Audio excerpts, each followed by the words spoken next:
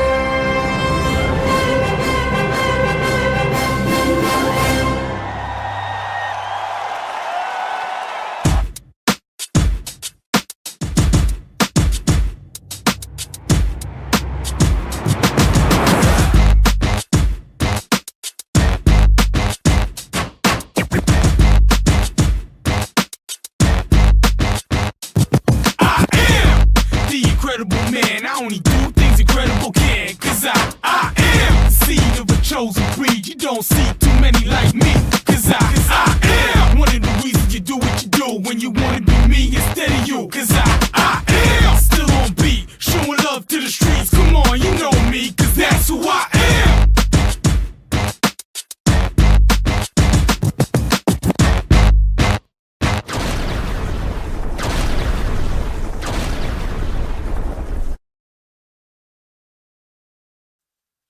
And good morning, everybody. Happy Saturday, October 28th. It's a happy day here in the house. We're going to have our party hats on here in a minute when Terry gets in here, and we'll get our McDonald's biscuits on. Saturday morning sports talk brought to you by McDonald's of Cherryville. Tom, he's late again. Terry ain't here.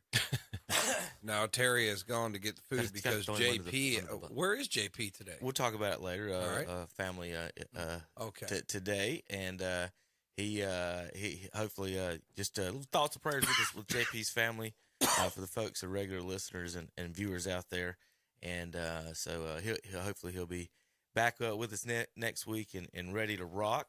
We got a great show for you today. If you're listening on 92.9 FM or 1590 AM right now, you're listening to Saturday morning our sports talk show called Shock Joxx, brought to you by McDonald's of Cherryville and our surrounding McDonald's here. That's owned by Mr. Kuthan and the gang. We talk high school football, NFL, NCAA, high school sports, NFL, NCAA sports, Major League Baseball, who did I skip? NBA started this week, and, of course, NASCAR and our local teams in the area. And so, and then also, if you're listening on the radio, you can watch this show every Saturday and the replays on YouTube. We can watch the show live on Saturdays 8 to 10:15 a.m.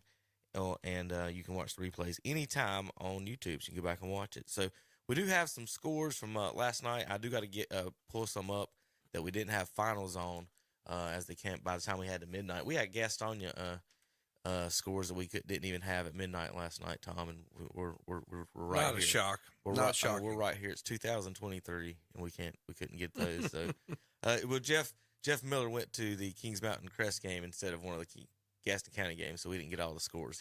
And there wasn't even max preps from nowhere. So I'm going to round those up. I'm going to let Tom, since he hasn't seen some of these apparently, go through these, and I'm going to pull up, try to find some of the missing scores while Tom reads those. Just skip the red ones for now, Tom. And Just skip the red ones. Yeah, and I'll try to fill them in. All right, this one's not in red. Bessemer City blanks Cherryville 60-0. Bit of a surprise there, though. Don't they call that one the battle for the belt? It is a battle for the belt. I don't know if it's called that. Yeah, battle for the belt. Well, I'll tell you what, Bessemer City's wearing that belt home 60-0. Shelby defeats Burns 58-27. North Lincoln over East Lincoln 13-0. Crest over Kings Mountain 39-14. Chase over RS Central 49-14. And Lincolnton defeats West Lincoln 19-7. As Corvian goes down to Mountain Island. Mountain Island defeats them 27-21. Carver defeats Winston-Salem Prep 34-12. Christ the King that's red. These are finals. I do have finals for those. Right. So you can go ahead and read those. All right. So Christ the King over Bishop McGinnis 31-22. Community School of Davidson over Pine Lake Prep 58-15. Robbinsville over Swain County 14-8. Zach? We got East Burke 50-7 over West Caldwell. We got Bunker Hill 56-28 over Bandy's. Maiden 34-12 over Newton Conover. Hendersonville 56-13 over Patton. Polk County Brevard 49, Polk County 21. East Gaston big win 72-0 over Highland Tech Rams. Irwin 51-15 over North Buncombe. Asheville 46-9 over Inca Jets. AC Reynolds 58-14 over McDowell. Mitchell 48-28 over Avery County. Owen 35-21 over Madison, and Mountain Heritage 52-15 over Drone Wildcats. South Point defeats North Gaston 35-14. St. Stephen's defeats Ford. That was two winless teams right there, wasn't it, Kevin? Yes. 44-18. Hickory over Statesville 30-14. Did Hickory lose this year? No, undefeated. Undefeated. Okay. West Iredell defeats North Iredell 40-7. High Brighton defeats South Caldwell 28-14. Watauga over Ashe County 63-27. Alexander Central defeats Freedom 35-7. That helps Burns RPI. Pisgah over North Henderson 55-14. And West Henderson over Tuscola 42-14. Still searching for one more. Seen Ashbrook won 24-9 over Hunter Huss. That Hunter Huss team was like a Jekyll and Hyde team this year. Do we have that on the board? He just put it in on the top right. Okay, 24-9. That's right. Okay. And that Forest View Kramer Tom was also, I believe, two no-win teams, or a one-win team and a no-win team. In the conference, they were winless. Yep. Forest View had one win on the season, I believe. That one final. Forest View was winning that game. They did win 52-20 in that one. Kramer didn't win a game? No, sir. Wow. That beautiful facility and didn't win a game. You saw him in person, didn't you? It's been a while. I saw him back. No, I thought they played this year, right? They played a scrimmage. Oh, okay. I thought y'all played one of the regular season games with them. That was East Lincoln. It was way back. I believe. So, there's your final scores across the board in our area. I messed one up there. That's what that big black empty space is right Alexander Central is a shocker win for me, 35-7 over Freedom. Freedom must be really down this year. Alexander Central had a rough year, and that's really what hurt Burns is two of the four non-conference weren't very good. You know, Forest View and Alexander Central didn't have a very good year. Well, you also have 4 1A schools on your schedule. Yeah. That too. That too. So you got to take – so like I was trying to explain to Will last night, you've got to take Highland Tech and Thomas Jefferson's record. You got to carry that with you. On that split conference stuff. On the opponent's RPI or winning percentage type stuff. So there's a lot of fuzz we have to do. They'll announce the playoffs today. We'll have coverage next week of whoever Burns plays. We'll have Cleveland County game of the week.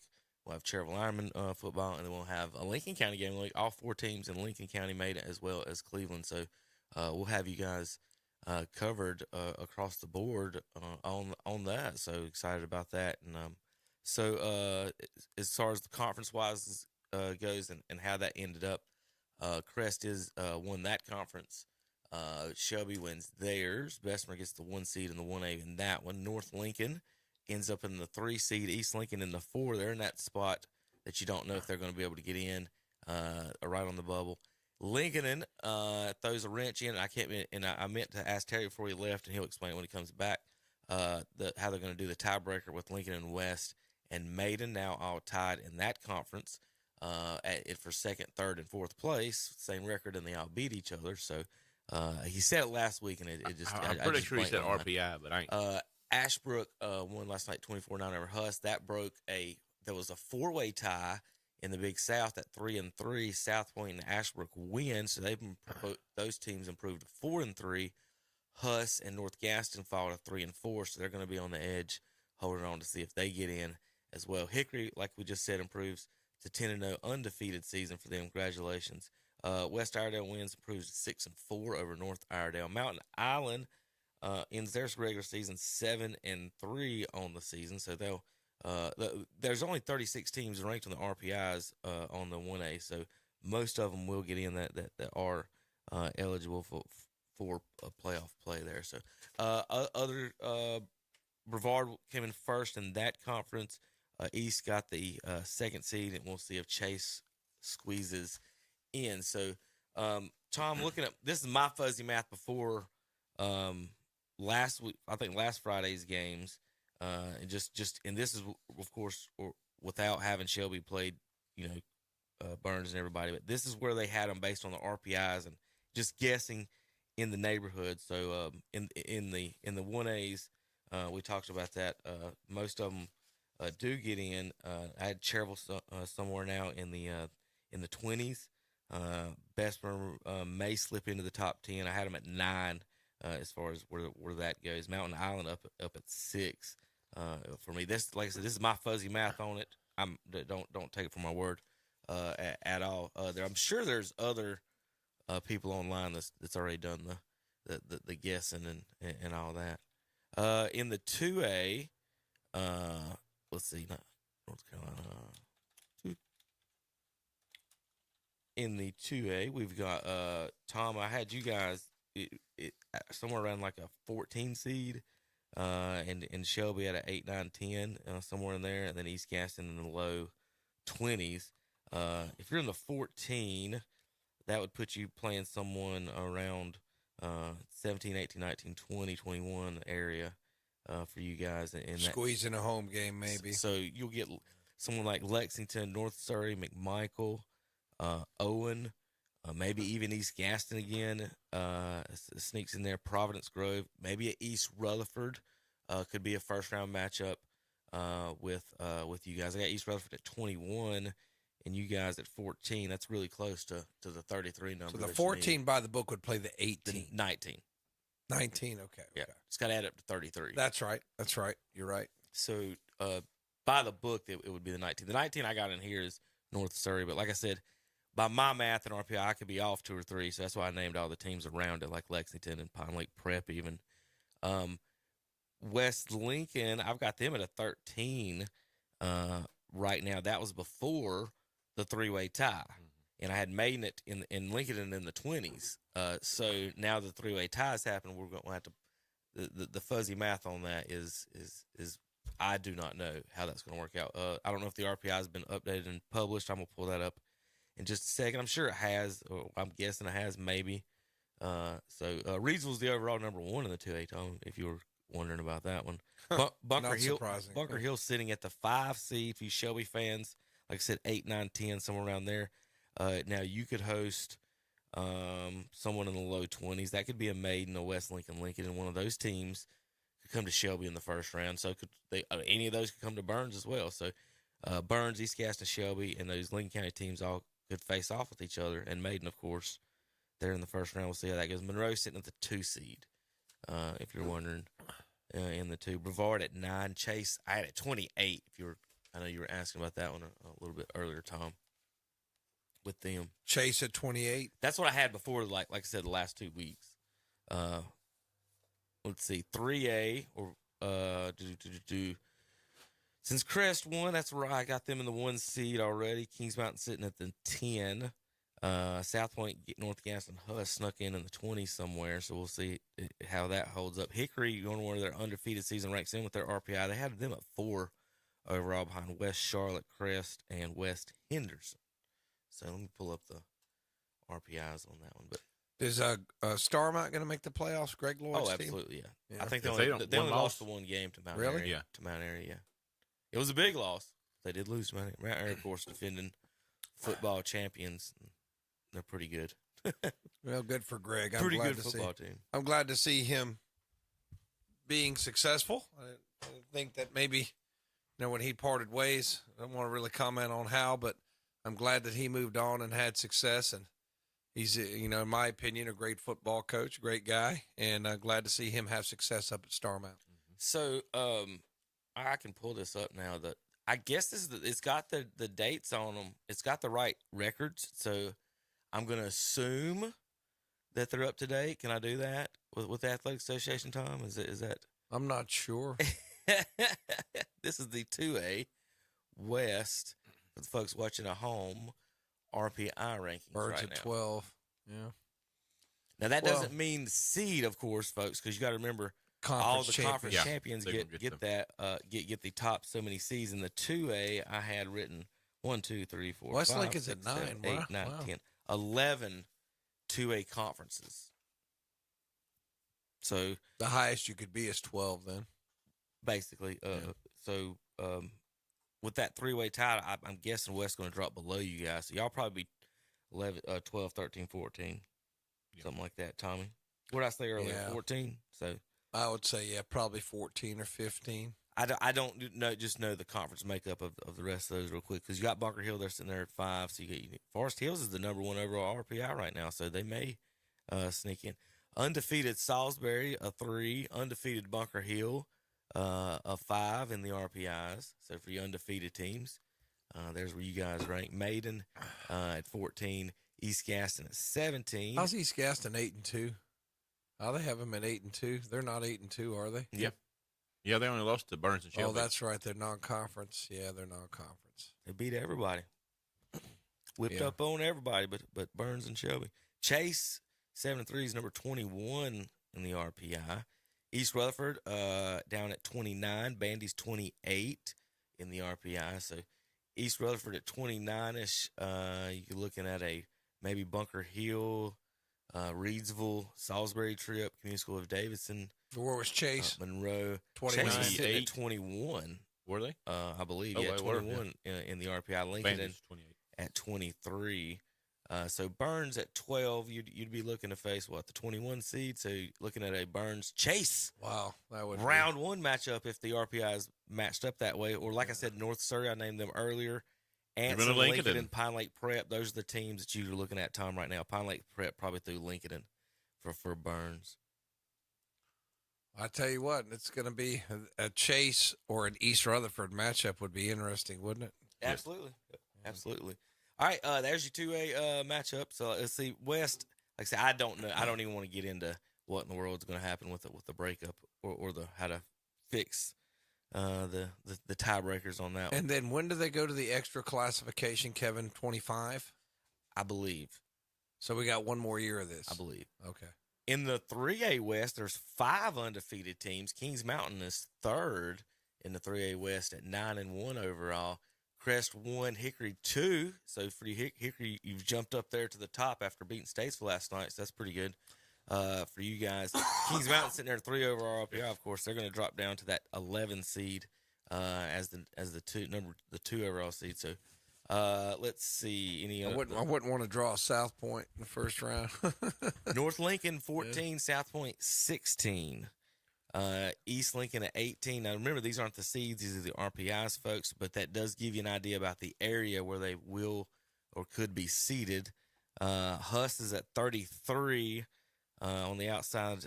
Looking in North Davidson, though, 3-7 at 30s in there.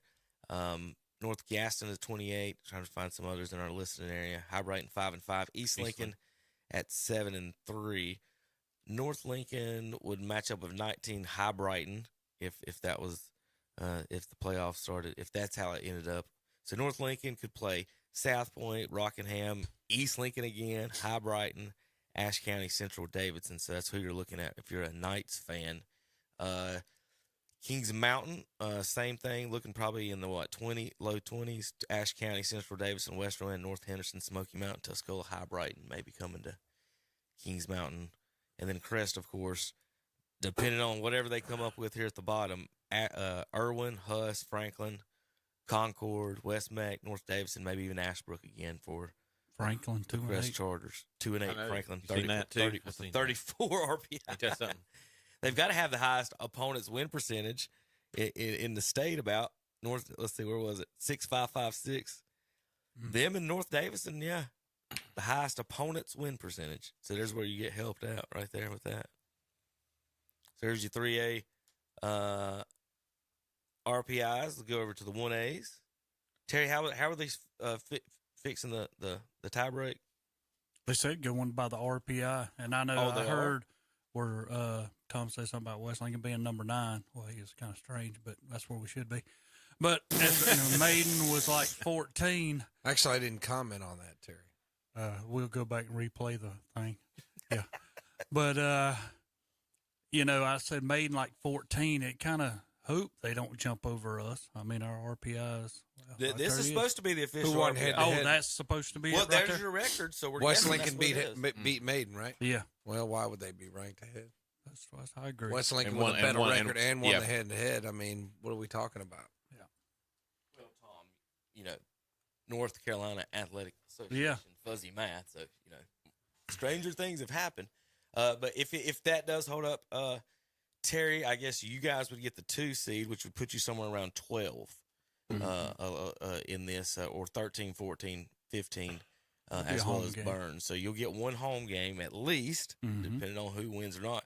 So you and Burns pretty much looking towards at the same opponents there in the 17 through 23 range. So East Gaston, Providence, Pine Lake, North Surrey, Chase, Anson, or Lincoln. And so I have had a Lincoln in at Burns and a Chase at West Lincoln first round matchup. Yeah, Some I know local this teams past week that we've don't been play each other much like going that. through it, but a couple of weeks ago it was Pine Lake Prep when they had it all out there. This past week it was Chase when they had it out there. So, All right, well, I'm gonna let you guys give the scores, and then we're gonna eat our McDonald's breakfast here. That's nice and hot and fresh, brought to us by Terry Reinhardt and Mr. Kuthan and the gang at Cherville McDonald's. All right, well, I'll start off, Tom. We Go got ahead. Bessemer City 60-0 over Cherryville. Shelby Golden Lions 58-27 over Burns. North Lincoln 13-0 over East Lincoln. Crest Chargers 39-14 over Kings Mountain. Chase Trojans 49-14 over RS Central. Lincoln 19-17 over West Lincoln. Mountain Island 27-21 over Corvian. Carver 34-12 over Winston-Salem. Christ the King 31-22 over Bishop McGinnis. Community School Davidson 58-15 over Pine Lake Prep. Robbinsville 14-8 over Swain County, and Murphy 35-12 over Cherokee Brazen. yeah, and it was Mountain Heritage 52-15 over Drone. Owen defeats Madison 35-21. It was Mitchell defeating Avery County 48-28. AC Reynolds defeats McDowell 58-14. Asheville over Inca 46-9.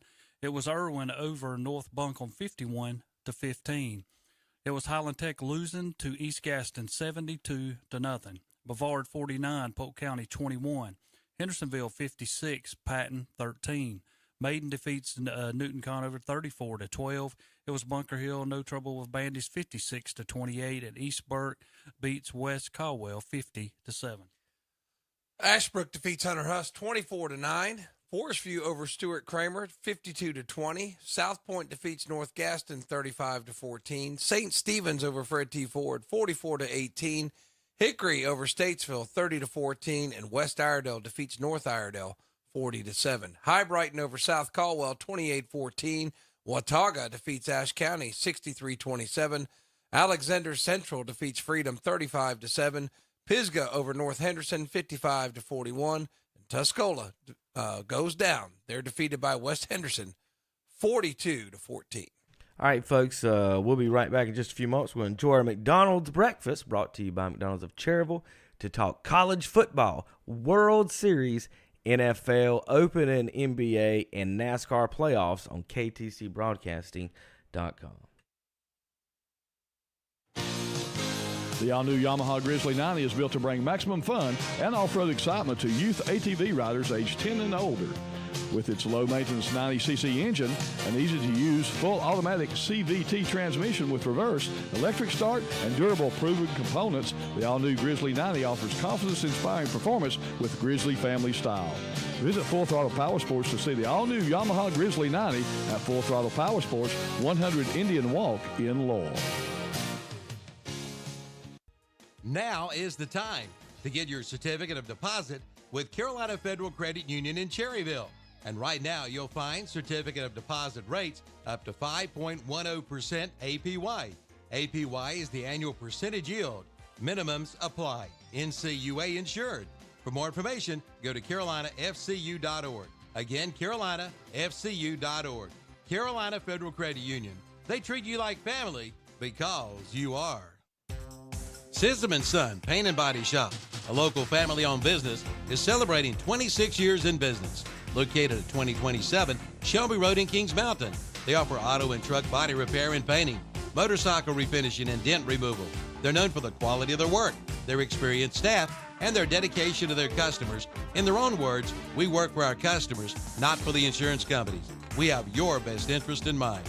Call 704-730-0050. Sism & Son Paint and Body Shop. They're there when you need them. Hannah complained of a headache. It was a rhabdomyosarcoma. The tumor was very aggressive. And it very quickly became clear that St. Jude was the ultimate place to be. St. Jude is an asset to the world. I think it's the kind of place that could teach the world a couple of lessons about how to treat people. If those lessons could be learned, this world could be a better place. St. Jude Children's Research Hospital. Finding cures, saving children. Learn more at stjude.org.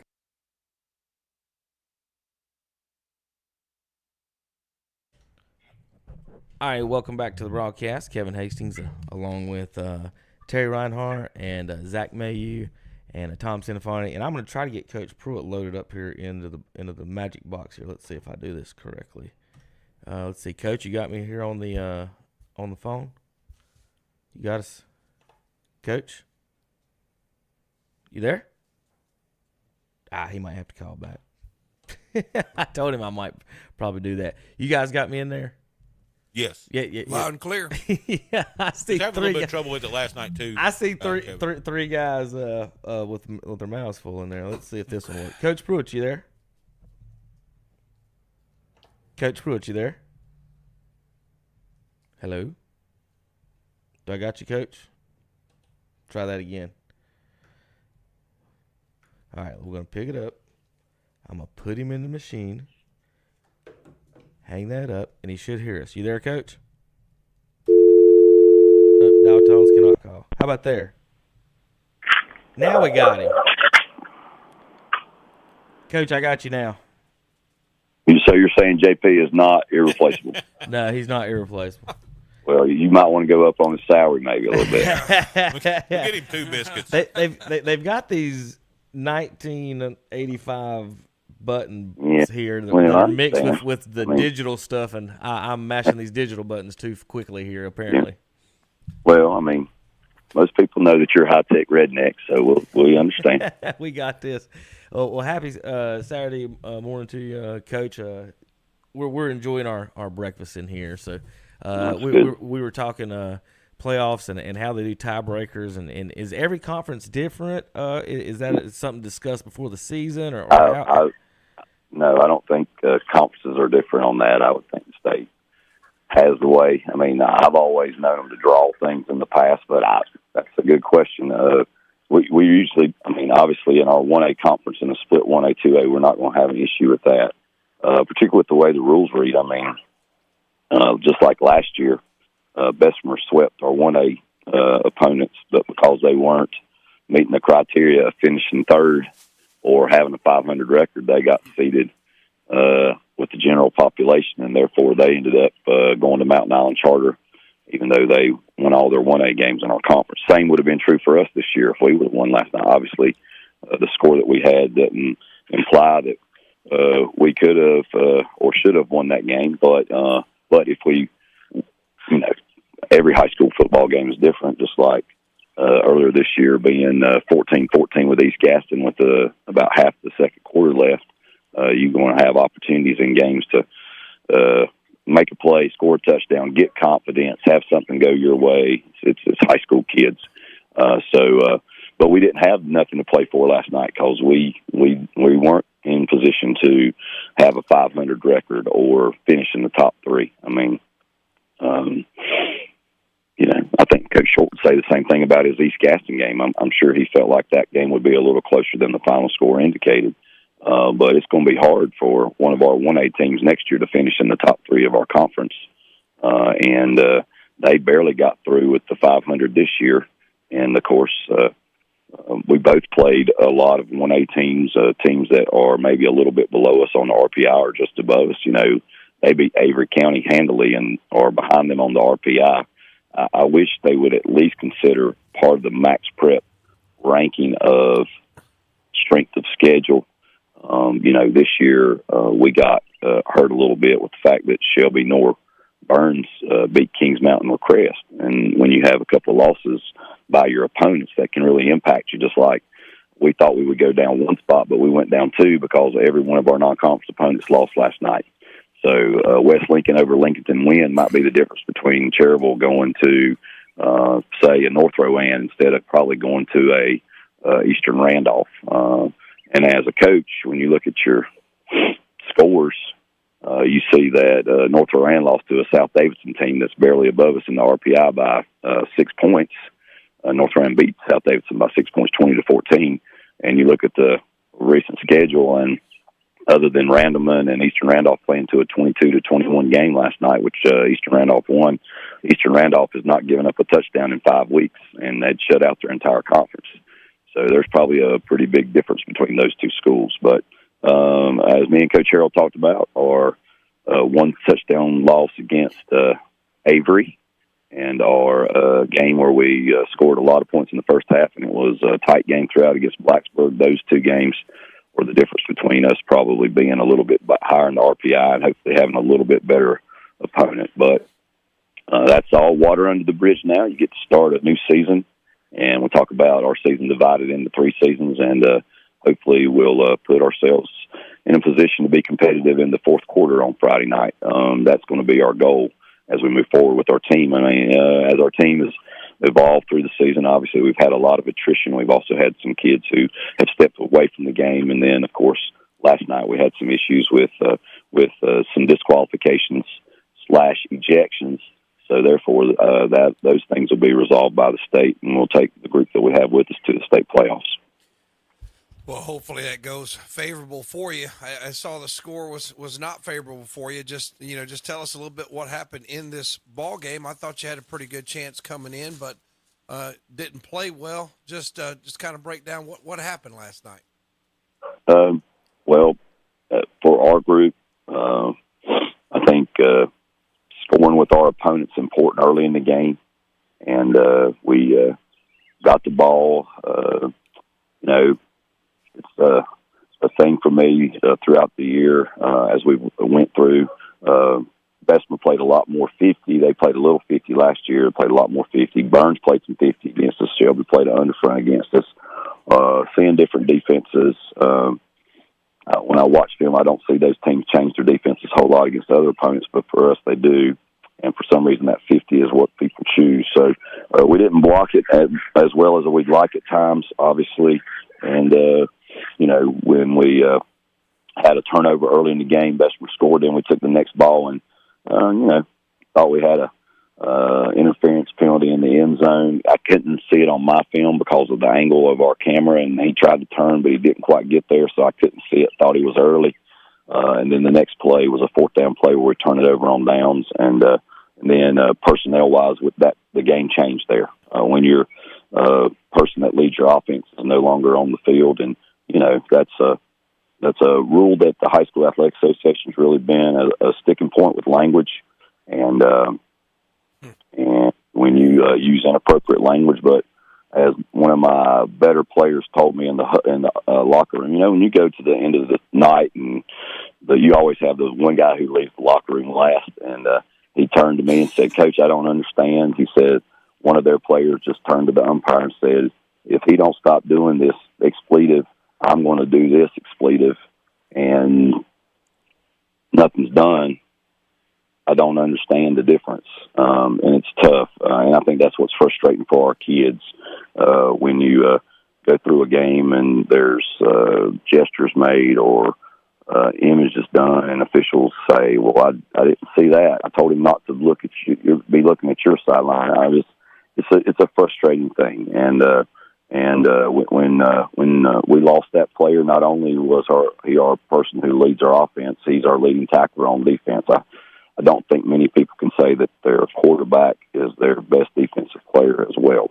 I went through a year with a guy named Chris Charles who played college football at Appalachian State, and you could describe him in that way. And I think that really hurt us, particularly with our game plan, with the things that Bessemer does with their sniffer. They take one of their offensive linemen from last year and they make him a blocking back. And it's a really difficult scheme. And I'll be honest, we really stopped their run game because they didn't run it but just a few times. So we did drop people in the box, and therefore they were able to throw the ball. But other than a go route and a deep flag route, most of their passes were within possibly even behind the line of scrimmage or 5 yards from the line of scrimmage. And coming up and making tackles in space, I think, would be the thing that just would describe us this year, the difficulty that we have. And that was true in the Burns game and some of the other games that we played. But I am proud of the group that finished the game and how they carried themselves, and the fact that they represented our school the way they did. For the ones that maybe didn't get to finish the game, or that's the adversity that we talk about, the growing experience that we talk about. We talked about what happens in life when you get back into a corner and how you respond to it. Sometimes, the corner's by an exit of the door, and you can just step out the exit and take yourself out of that situation. But sometimes in your life, you're not in a situation like that, and you have to work your way out of that and fight your way out of that at times. And when we say fight, we don't mean that in a literal sense. We talked about the importance of how you create, the image of a fist of a group of people strong together. Okay, that could be from back in the 1960s, I believe, when the gentleman who went to the Olympics and won an Olympic gold medal stood on the stand with a raised fist to signify something. So, as a team, we want to do things together. And last night, we did not do the things together that we needed to do to be successful, or maybe even represent our community and our school in a light that was positive. And as the head football coach, that's something that you want to continue to address, and I hope that you improve. But sometimes we also have to understand that we have to listen to those things that we try to imply and talk about. And we did talk through the year about the way our game ended last year with no handshake, and how that occurred, and that we wanted to go last night and have a handshake at the end of the game. My seniors from last year didn't get to have a handshake at the end of their senior night, and last night we did have a handshake. But like I said, those are things that appreciate you asking about in terms of the process of the game. But also, as the head football coach, you want to address the things that you see and the things that you hopefully can control. And there's a lot of things in life sometimes that you can't control. And last night we didn't handle those very well. Well, Coach, go ahead. I was just going to say, Coach, I appreciate that, and good luck to you moving forward. I know that you got some. I guess it sounds like you got to wait for the state and their decision. Hopefully, it goes favorable for you. I really hope that you get you guys back for next week, and whoever you face next week.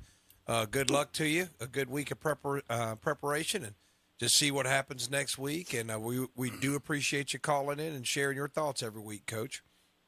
I appreciate that, and I appreciate Danny and Ken and the work they put in for us this year. It's always great to see those guys, and they're always, I know, very professional in the things that they do. And I think that's something I hope people around our program see, the people behind the scenes that do things, just like Vince Hefner announced his final game last week against Burns, and Vince, just the way he carries himself and the things that he does to promote our kids is just something special for our community, and we're definitely going to miss Vince And just want to say a few thank yous to the First United Methodist Church, who did our JV meals this year, and obviously First Baptist Church, who has done our varsity meals for as long as I can remember, even when I was back here in 2002. And also, you mentioned your breakfast, but me and Emma, after we get off the phone here, are going to go enjoy breakfast at First United Methodist. It is donation only. If somebody would like to go and they don't have a donation or don't feel like they have a donation, they're still welcome to come and eat breakfast. And look forward to hopefully seeing some of my players there. Bill Moss invited our players to come. So we appreciate Coach Moss and the fact that the church does that in our community still today. So appreciate you guys, and I look forward to talking to y'all hopefully next week after our road trip. Thank you, Coach. Thank you. Appreciate it. Have a good Saturday. All right, Coach. Coach of folks. That's folks and Coach kind of rhymes. Coach Pruitt with Chairman. Oh, I got to go do that. I tell you what, it's hard to get good help. It's hard to get. You know, when you look, you fill out a job resume, you think somebody's competent, and obviously there's a little bit of incompetence going on this morning. Terry, I'm doing the job of 3 people while he sits there lean back with his feet crossed and lean back in his chair over there. I'm just trying to do the show is all I'm trying to do. All right, speaking of the show, how about some bad college football picks from last week? I haven't got I'm going to go back and find some fun ones the last few weeks that we've had to skip over, whatever, for time constraint during the week. But anyway, I got some for this week. Let's see what we got here for the wonderful folks. I got mine right. You got yours right, Terry? Yeah. You sure about that? I don't remember anything being wrong. All right, hold on 1 second. To say he has selective memory is putting it All right, lightly. Zach, you can go ahead and hit computer. All right, here is last week's. If you're listening on the show, the next few minutes will be us picking picks last week, and we admit when we're wrong here on the Shock Joxx KDC Broadcasting Sports Talk Show. And so we like to play a little bit of bad picks. We got bad college and NFL picks coming up in just a little bit. These are our college picks. He doesn't do this every week anymore. He used to do it every week. Got 3 kids now instead of 2. Bad picks. Tennessee Volunteers going to go in there and get the biggest win they've had. Well, they beat them last year. They're going to get the biggest win this year. They're going to beat Alabama. I kept telling you they had the game. They crapped the bed in the second half. South Carolina's got a better team than their record is. I think they might go in there and sneak a win. South Carolina. Bad picks. Go with Iowa. Terry? I'm Iowa. Tommy? Yeah, Minnesota hasn't looked good. Iowa. They got hosed in that game, by the way. They got hosed. I'm going to go with USC to bounce back this week. Yeah, and I'm also like Zach. USC's not going to. Lincoln Riley, I have them prepared this week. Bad picks. They were prepared. I'll pick this one first. Go ahead. Georgia Tech will win because Boston College on the road. If they'd been playing at Boston College, it'd be vice versa. Tough. It's a tough place to win. Yeah. Boston College. That's right. Give me Georgia Tech. Oh. Bad picks. I'll take Pittsburgh. Pittsburgh, I thought would have a better team this year than they put on the field. So that's ugly. They had the 3:30 today. Give me Pittsburgh. Bad picks. I think old Dabo gets a win. He's in prime time. He likes that. Yep. He'll go out there and throw his hat around and all this I'm stupid also stuff taking Clemson. Bad picks. There's supposed to be music on this. Bad picks. We have to pick it. It's 2 ranked teams. No, we don't. It's too high. All right, Tom. That spread. You got Duke. Duke. I got Duke. Duke. Okay, we'll pick Terry. Who you got? I got Duke. Yeah, Lord. Florida State. I got beat a couple weeks ago by nobody. I'm going to tell you right now, Florida State beats them by 14 or more. Terry's taking What in the the world? points. They had the lead in the fourth quarter. All right, Look at the ticket price on you, that. You willing to bet on that? Yeah. What's this crappy drink, Diet Mountain Dew? Okay, we'll bet. Okay. Are we gonna bet a drink? I want a coffee. I want it hot. I want a hot coffee, or I'll bring you one of those tasteless. You thinking Duke's going to go into Florida State and win? You gave me the spread, right? No, we didn't bet no spread. No. You said the spread. We didn't bet no spread. No, that's my insurance policy. Terry, you said You said the spread. You said you take the bet, and he said okay. I said you take That's the bet. the and he only way said, I yep. get people to bet me. I have to give them points. It's on the board. It's on the board. I said, will you take that bet? I'll You do said it. yes. I'll take Florida State, and then I'll give you how many? 14 points. I'm giving you 14. 14. Oh Lord! You're getting beat, Terry. No, I won't. You better go get a coffee. No. Let's go ahead and go drive up there and get Why it don't now. you ask old Dabo about Duke's defense? Listen, Why don't Florida you State call about him to up? mollywop Duke down in Tallahassee this weekend. We'll see. I bet Will's having to turn his Just out phone of off this- now over this just call. because of that bet. Duke played well to the Those fourth are quarter. some bad You lost. picks. Duke choked on You the egg. lost. Yeah, they did. Terry, I got one question. Uh-huh. Where is your ice cold Mountain Dew? He's a fake. Pay it better. He's a fake better. No, I'm gonna get That's it. what he is. No, I mean, gonna this is get it. how Tom bet you. Okay, I He pretends it didn't forgot. happen. He comes I in next forgot. Saturday. Yeah. Like, No. not on the internet everywhere in the world. That's what'll happen next week. Oh darn, I forgot it again. I tell you, I'm be. He should. You got in the car and went and got breakfast. He should get in the car and go get you a cold Yeah, Mountain Dew. that's right now. exactly I right. probably will here in just a minute. Yeah. When he I'll gets pay- mad, I'll that's pay my throwing bet. him under. He's a fake better. Fake better. It's a fake better. It's a non-paying that better. mean. It's a non-paying better, Terry, not a fake better. A non-paying I better. started. You know what I really started to do? I started to bring a crown and my belt in and all this stuff. But I knew Tom wouldn't pay. I knew that before I ever got here. I got a fake cup over here. I'm gonna tell you Kevin something takes a else. drink and gets all over it. We was mentioned in the He's supposed to be, what, Pittsburgh 41 today, Kevin? Yeah. You can't even put a drink in your Yeah. mouth. Pittsburgh and Dribble it out Wake my mouth. game last week. If y'all watched that game, I did not. Pittsburgh had it won. The quarterback comes out of the backfield going for a first down, and you know how they'll slide. Well, he slides. I thought he was beyond the marker, and they didn't count it. They made him like by a yard behind where he should have done. So they end up having to punt. And if he would have just run on out of bounds, if he'd have just stayed on his feet and run on out of bounds, they would have run out the clock and won. But they end up having to punt to Wake Forest, and Wake Forest marched right down the field and scored. Right. And I'm like, you talking about losing games that you have in your pocket. It's like the Miami game when they fumbled on the last play, and Georgia Tech goes down and scores. Somewhere along the line, the coaches have to think. I mean, I know this guy coming out, and he's a senior. I think he is, but he comes out of it, and he starts to slide, and they said he started to slide too early. So they marked it where they think he started to slide. But when they kept showing the film, I thought he was beyond the marker when he started to go down. But, what do? You don't have nothing to come back and protest or whatever. So they could do nothing, and Wake Forest comes down and scores and gets a big victory for them. So that's your excuse why you missed that pick? Yeah. Okay. It was. I I mean, just I had wanted- it won. I just- I had it won. Come on, dude. All of that. Just run out of bounds. Quit doing all that bull crap. Yeah. Tom, are you done picking Duke yet?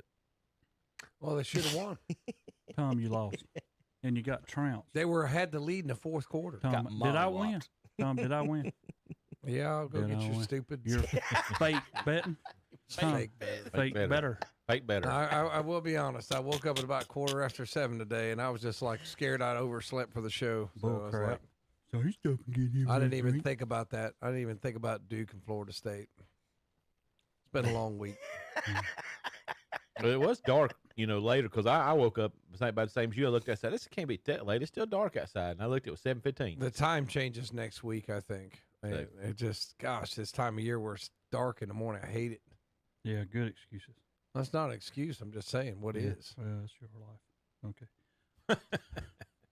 Almighty's going to hang his head Is on. he okay? No, he's not okay. Absolutely He didn't want to talk not. about that loss as his team took last night, so he's trying to Ooh, that was a tough one. deflect on you guys today, Tom. What was the score of that one last night? 19-17. 19-17 and missed a field goal.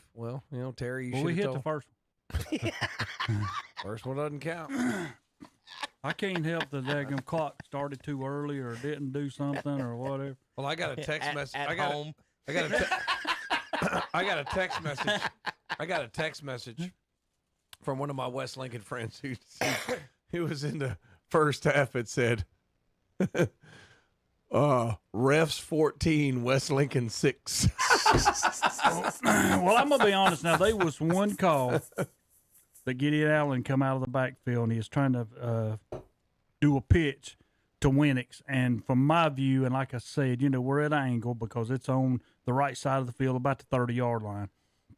But it looked like it was a forward pass.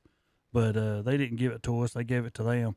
But I will say one thing though: some of these place your foot down by refs, and you don't know whether the foot's going to go right or left, and that right or left means about a yard. Mm-hmm.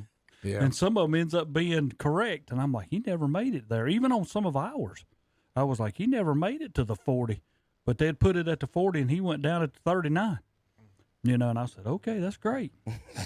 But when it's on the opposite side, you're like, bad call. Well, Tom and guys, let's do the top 25 here. So, Zach, if you'd go down those for a second, I got to run down the hall for a second. All right, we got. I'll go through the first 10. We got Georgia at number 1. We got Michigan at number 2. Ohio State at number 3. Florida State coming in at number 4. Washington number 5. Oklahoma number 6. Texas at number 7. Oregon at number 8. Alabama jumps back into the top 10 at number 9. Terry called it. He said 8, 9. So it's pretty close. 10 at Penn State, and we got Penn the State's next one coming up. 11 Oregon State, 12 Ole Miss, 13 Utah, 14 Notre Dame, 15 LSU, 16 Missouri. And now I can't see because Zach moved it. Well, I'm trying to get it to go all the way down. It was fine a minute ago. Sorry. It's all right. It's all right. Oh, my goodness. We got some. We need some employee training around this place. How do you scroll? I don't know what you've done.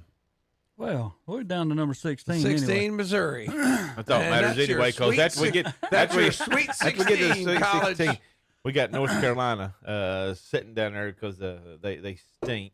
And, I don't ever want to hear nobody say nothing about JP. Lost at home. Lost at home. Who did we lose? That's right.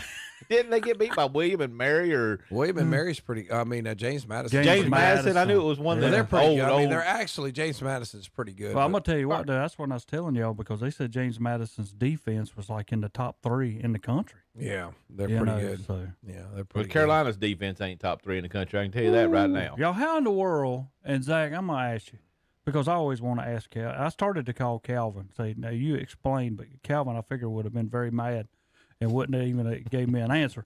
But how do you? Is this a game you just overlooked? Like it's just Virginia State beat Virginia. It's not a big deal. They're no good.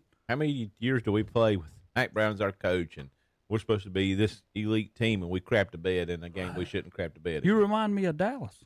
That's what Dallas does. When you're somebody you should beat, you just don't show up. I mean, if you got the potential Heisman Trophy winner and he can't win the game by himself against Virginia, that has Virginia don't have they got one win, or had one win, maybe no win. That's what I'm saying. I think they had one. I think they had one win, 1 or 2. It's not many. I mean, they about got beat by a lot of teams that stink. They should have beat State, and we survived and won up there. And they beat us last year. So they beat us last year in the same thing. So Tom's gonna go over and see if he can scroll this thing down. I don't know what I did, Tom, but it did not work. Well, I was looking at this side. Oh, well, it's just it's that teacher education thing right there. It's a simple thing, Zach. It's called sense versus no sense. I don't run computers. It's okay now that I've gone over there. I had to get Told up you out Carolina of my was next. Did I not say Carolina at next? 17, Louisville 18, Air Force 19, Duke 20, Tennessee 21, Tulane 22, UCLA 23, Southern California drops below UCLA 24, and James Madison there they are, undefeated at they 25. don't have it's not bowl eligible. We talked about that last week. Yeah. And then USC quarterback shutting down because they're out of basically the run. They said they were shutting him down for the rest of the year. So he's not even going to play. What I'm hearing, y'all. So then we got the. Is that how we play college football? Then we got Think here we got the ugly girls you would take a shot at 2 a.m. Florida, Liberty, Kansas State, Miami, Fresno State, Oklahoma State, Toledo, Rutgers, Kentucky, UNLV, and Wisconsin. Tom, Got it. explain that some more. I didn't catch that first part of Yeah. The girls at 2 a.m. in the morning. The ones that nobody really wants, but we'll talk about them anyway. There we go. You can send your postcards and letters to attention to Tom Sent a Fantastic, P.O. Box 1313 Mockingbird Lane. That's funny. And last week, he got mad at me about saying Josh Allen's legs weren't there.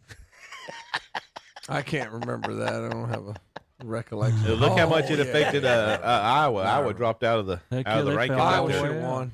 Iowa should have won. I mean, they took a touchdown away from him. The kid ran to touch. Did you guys see it? Yes. They tried to say that he did a fake fair catch when the ball was bouncing, and he was obviously just telling people to get away from it. And he picked it up and ran it in, and the refs took it. And then Iowa, of course, the Iowa fans start throwing stuff on the field. That's happened a couple times Yes, last it week. has. Did you notice that? Even if you just make one little motion with your back hand, you know that they're calling that, and they're stopping the play. I didn't agree with. I mean, I thought it was obviously not a fair catch, but whatever. I would think that fair catch should have to be above your head. Right. This side, you know, I mean, you might, you know, I don't know. It don't make sense. Nobody from Minnesota checked up. Right. Nobody from Minnesota checked up. Y'all done with college football? Is that it? That's all. We got picks. Can't nobody see it, Terry. What is that? The camera's up there, Terry. You bad as me running the computer. He's literally, he's literally showing the thing to the computer monitor, thinking it's a webcam. It is a webcam. Terry, So anyway, it is a webcam. not on the monitor. He was holding it up. Oh, he was holding it to the monitor, So not holding the it to the camera? monitor? Yeah. Oh, yeah, Well, that's I mean, awesome. nobody Good job, knows That's how to me look trying around to here. scroll down on the computer there. We got one that doesn't know where the camera is, even though he's in here every single week. There's the cameras, Terry. Okay, see those little things up there? Those are the cameurs. You see him mess with the bottles every week. Hey, Will's and not he's going to be able to showing us listen to up this show to the today. screen. I can't No see selling it. cars today for Will. Why can't I see it? Listen to Tom. He's talking about people at 2 a.m. in the morning. 2 a.m. So in the that- morning. That's 2 how I a.m. know. Tom, that's Is how it come 2 I a.m. know at night? Tom. Is there a 2 a.m. at night, Terry? That's 2 what I'm a.m. saying. in the morning. That's how come you know Tom's always up at 2 a.m. in the morning because In the he's out morning, there 2 getting a.m. them in women the nobody morning. else wants. 2 a.m. in the morning. That's what AM means. That's what AM means. Oh, my gosh. John Gruden wakes up at 3:17. That's it, or 3:24. So that's more 2 a.m.'s morning to him. Oh, well, good for John Gruden. All right, so here was the shot on Saturday's TV network. Terry, what did you what does that say there?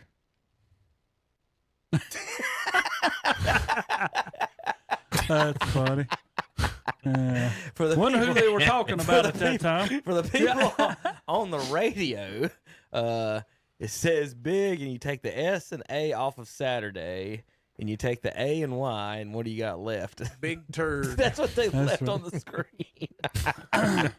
Between Chris Sims and Mike Tirico's heads. Tom, you know, I've seen some weird things in college sports, but you got some explaining to do about this one. What is this? That's weird. What is this? It's just weird. That's worse than Belichick. Terry, what is this? I don't know what that is. It looks like the lady. They played last It night. looks like the lady from Throw Mom from the I've got Train. audio from him He somewhere. had the I gotta same shirt find on. It looks like the lady from the Goonies. Yeah, he had the same shirt on last night. Now, I think it's the same shirt he wears every week. It's scary. I don't know whether he washes it. That's what I was. That's why he cut the underarms out. They so he did, didn't have beat, the yellow. they did beat East Carolina last week. They did. I said, that was a huge win. But the president of the university, I think, is going to run him off. 'Cause they don't like him. He sure represents the team well. I mean, They that's what lost I'm to saying. FAU like, I last just- night. I don't see how they got hired. He's a Michigan guy. That's all you need to know. Sure, he didn't come in there looking like that at the interview. He's Yeah, he's I'm a Michigan guessing. guy. Yeah. He probably did the Chris Farley down by the river routine and got my the gosh. job. What if he was- the weight room is that way? Wonder if he's involved in the sign stealing over there. Somebody had a sign up at one of the shows. Somebody had a sign, and then somebody had a sign next to it. Harbaugh stole this sign. Or something. It was pretty good. I guess they fired the guy who was the ringleader behind that. But you Harbaugh? know, if he's just the fall, I think Harbaugh's the ringleader. no, the guy who was doing supposedly he's doing it on his own. Bull. They fired the fall guy. Well, who does he telling the signals to? If it wasn't Harbaugh, I don't know. Maybe he's just keeping them to himself. I'm gonna steal all telling the these players. signals. Don't tell Jim. I've got video of him somewhere, of this dude. I know I saved it. He talked last night. What's his name? Boo. I can't remember. You don't even know your own coach's name. Your alma mater. You're talking about the guy at UNC Charlotte. yeah. I can't remember his name. He's new this year. Hey, I remember this one, Boston. You remember when Boston had a new coach? Yes. And couldn't? This is Tom. He's the same way. I don't even know his But name. I don't talk about UNC Charlotte football every week. I'm trying to find his halftime interview. He was not happy with his players. Let me put it that way. Biff Poggi. There you go. Yeah. Back to the Biff, Future that's Biff. it. Because Ann always calls him Biff, like from Back to the Future Biff. That's what I thought when you said it. Gosh, I wish I could find that video. I mean, he talked about his players like pretty bad there at halftime. Wasn't happy with their effort. He's basically, all I want you to do, if you got to block somebody, block somebody. If you got to tackle somebody, tackle somebody. Did you see Last that? night, well, I'm gonna tell you, last night when they were playing, I'm seriously, Tom. If I know you probably didn't watch because you was doing something, but Yeah, calling a football game. Yeah. I still work on Friday nights. yeah, but they went through 4 quarterbacks. He had the 4th one in at the end of the game. Really? Yes. Wow. 4 quarterbacks. And I was like, I'm like, this dude's trying to figure out something or hunt somebody. I just don't see why you'd get to that part of, you get a job of college football head coach and you're just going to dress like that. Like, at least put a sweater on. He's trying to get attention. He's getting it. They're 2-6. Yeah. Would you? If he came to your house like that, would you let your son go to UNC Charlotte? Would you let him in the door to even talk to him? Like if he knocked on your door dressed like that, would you not tell him to go on away? I would think he was just some. Okay, now homeless what's guy. the difference from him to Dion? What are you talking about? Well, that's what I'm saying. What's the Dion difference from gonna him let to you them? wear chains and Dion don't everything look like else. a slob. You know. That's the difference. Well, I mean, you talking about what's the difference between primetime and Boog Powell? well, was that his name, Tom? I mean that's what somebody Biff. else is gonna Biff. ask you. Yeah, Biff. Jeez, what's the difference between primetime and Terry? Nobody's gonna ask but you. That's the thing. Same person that says Michael Jordan's an average player. He is in college. Yeah. He's player of the year. He's best all around, but Player of he's the just year. average. Okay. David Thompson way better than him in college. Oh goodness. I don't have any other college football news and notes. So we can go ahead and pick them if you guys are ready. Yep. All See right. how bad we do this week. Oh, Zach, that is not the attitude to have. Can't afford to give up no more Mountain Dews. No, he ain't gonna do that no more. He lost. Fake better. Fake better. Look at him. Whatever that means. Yeah, can you stand it? He lost. Good grief. I'm glad you all got breakfast this morning and aren't hungry. Oklahoma, only an 8.5 point favorite at unranked Kansas. Kansas beat them last year. Number 6, Oklahoma. Go ahead and take Kansas. Tickets as low as $25. Who you got, Zach? I'll take Oklahoma. Tommy? Yeah, I like Oklahoma in this game to bounce back. They had their bad game last week. 38 degrees, though. That's not even a problem. They'll win easily. All right. Let's see any other. Oregon and Utah in the Pac-12, whatever they want to call themselves, maybe in one day. The Pac-2? Yeah, the Pac-2. Oregon's favored by 6.5 on the road at Utah in conference. Tommy? I like Oregon to get the win. The Utes for Tommy. Terry? He said Oregon. Oh, I thought he said Utah. Sorry. Is that not what you said? That's what I That's said. what I thought. I was staring right at Oregon when I mean the Utah Here we symbol go. when he said it, I guess. We even never mind. I'm going Utah. I mean, Oregon, they've kind of upset me last week playing Washington, so they'll lose this week on the road. Well, Oregon's, but I think they're better than USC. It was a close game last week with Utah, so I'm going to pick Oregon. Duke at Louisville. Louisville favored by 6 at home. We know Tom's got the Blue Devils. There you go. Duke and Ohio State, same level. As soon as Coach I mean, K when retired, somebody's he so became a Blue stupid, you Devils just have to fan come over and there. drown them out. So I'm going with Louisville at home. They beat Notre Dame at home. They play well at home. Oh, don't get mad at Duke on account they lost last week. No. Zach?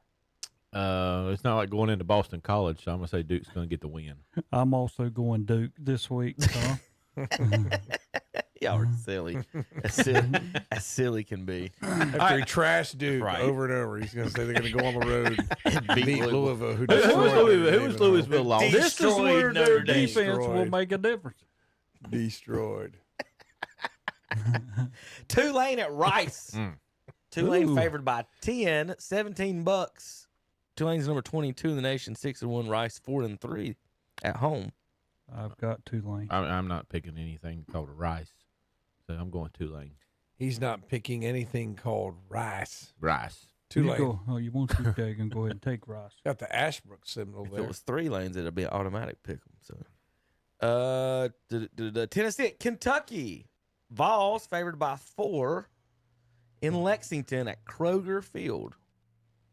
Zachary? Give me Tennessee. They didn't play well in the second half last week. Hopefully they get back on track and play a full game this week. Terry? I'm also going Tennessee on the road. Tommy, Yeah, Big Blue watched or Big Tennessee in Orange? that second half. I'm like, they're not very good on offense when their quarterback doesn't play well. Of course, nobody is, but I'm going with Kentucky at home. Trying to pick games 10 and under. Ohio State's 14.5 Wisconsin. North Carolina's 12 at Georgia Tech. Be careful. James Madison now in the top 25, favored by 20 at home. How about Oregon State only favored by 3, number 11, favored by 3 for $8. You can see them in Arizona against the Wildcats. $8. $8. Surely the parking's more than that. Arizona's playing well. Tucson, they're 4-3. Arizona? Yeah. Tommy, who you got? Oregon State. Beavers or Wildcats, Terry? I'm also going Oregon State. Zach? Same here, Oregon State. Yeah, but that's going to be a tough game. Arizona's who's their coach now? Gosh, they got a new coach. They've been playing well. The games they've lost have been tough games. I think Arizona's on the rebound. I think the only coach I know is Mac Brown and Dabo. Those are the only coaches that I know. Little Nicky. I could probably name And Biff. I don't know if I can get to 10. I do know Biff. I don't know if I can get to 10. Ohio State's coach. Who's Ohio State's coach? I have no idea. Tressel. Wow. Urban Meyer, Wow. He doesn't know Ohio State's coach. Jim Tressel. You know Michigan's coach. That's Harbaugh, yeah. Okay. And So that- that's another one. They more He's on irrelevant. TV every day. You know USC's coach. He played in the NFL. Lincoln. Lincoln USC. Riley. I Yeah. did not know USC's coach. Pete We're Carroll. talking about You good didn't teams. know USC's coach No. after all that? You know Oklahoma's coach, right? Lord no. Barry Switzer. Venables. Who? Guy Stoops. from Clemson, man. Never heard of him. He could walk in this building right now. Smack me. So I just think it's odd that a man who hosts a sports show is bragging about his ignorance of college football. well, David last That's night. how come he don't pick. Right, David last night called in and he didn't know anything about. I was listening to him on the pregame. Zach, they were talking about the baseball, and he didn't have a clue about how any of the baseball worked. So like none. So he's worse in baseball than I am. But he knew everything about Oklahoma and college football. So there's the opposite of people there. There, Tom. Who's that? David Potter last night. Potter. Let's see. ACC. If we got some matchups to be determined. What is it? I'm on the wrong week. Yeah, slipped I was up about the to say, next there's week no- because I was there's like, no, Carolina's not playing them this There's week. no spread there. All right, ACC. There's nothing else left. State Clemson. Clemson's favored by We can't 9 even see it. and a half. Clemson's favored by 9 and a Oh, half there it is. Now I can see it. in Raleigh. I took Clemson last week and they lost. Is it supposed to rain today? It says so. No. It says raining in Raleigh by AccuWeather. $31 to see that atrocity. Zach, who you got? I'll take Clemson against my better judgment. Terry? North Carolina State. Oh, that's a loss. Clemson.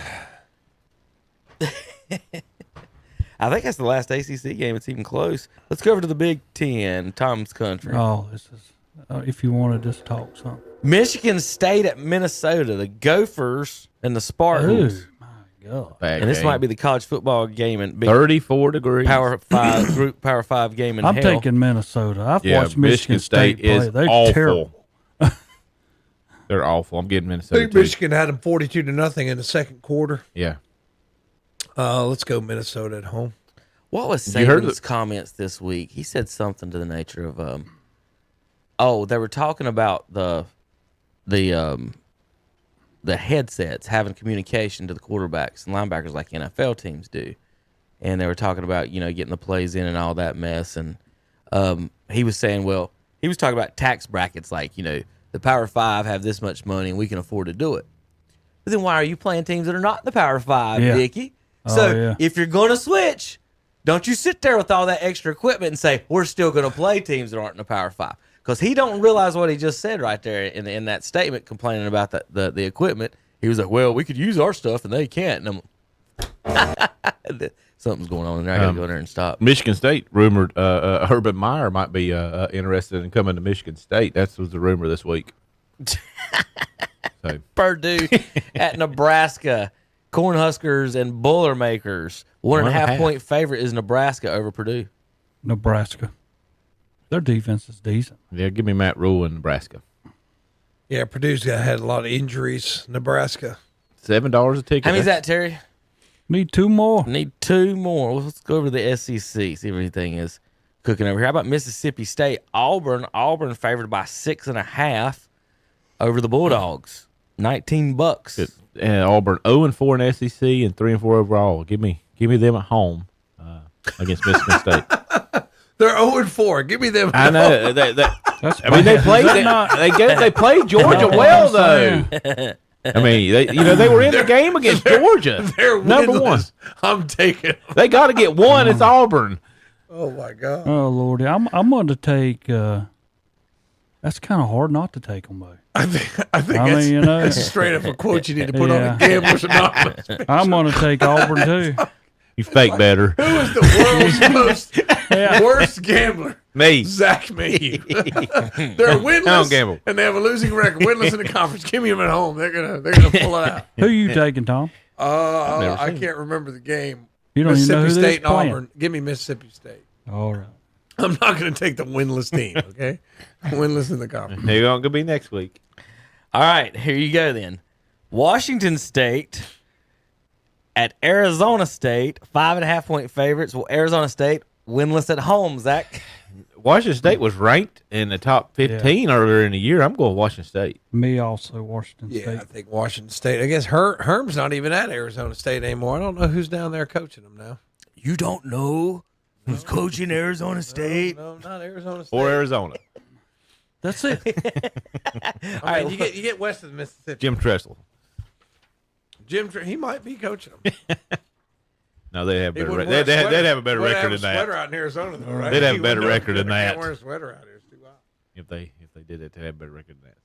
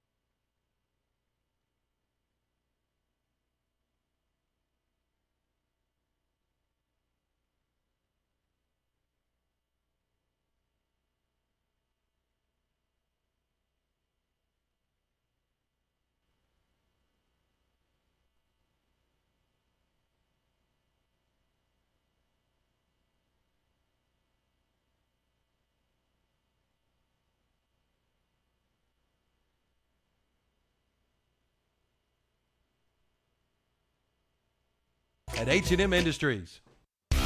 The NASCAR Xfinity Series. And we are green and we are underway. Playoff round of 8 wraps up at Martinsville. Trouble on the front straightaway. 2 cars get together, bounce off of one another. Who will race their way into the championship 4 at Phoenix? Here comes John Hunter Nemechek out of 4. And he will be looking for the black and white checkered flag, and it is in the air. It's the Dead on Tools 250. This Saturday afternoon at 3 o'clock on Carolina Country WCSL.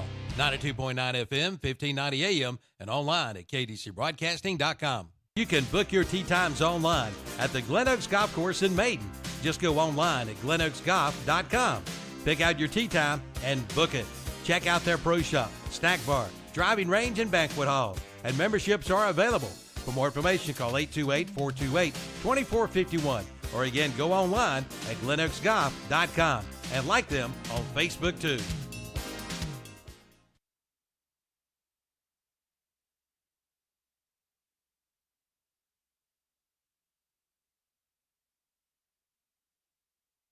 All right, welcome back to the broadcast. Saturday Morning Sports Talk, brought to you by McDonald's. Good. Terry, you okay? I'm not sure. That never mind. No, never mind. If I could put that on, though, that would be very funny. We're going to talk about some sports, I believe, right, Kevin? I don't know whether it's NASCAR, football, baseball. It's going to be sports. Is that what you was trying to say? Not really. My goodness. You didn't have your mic on. You got Tom's mic my on. Lord. I said we're going to talk about some kind of sport next. I'm going to give JP a shout out. I don't know which sport it's going to be, but Kevin and the game's going to be talking about a sport. Let me tell you something, folks. As we're sitting here, and I hope he's got his radio on. I think Tom has run to the store because he don't like to be calling a fake better. Terry bulleting. I know.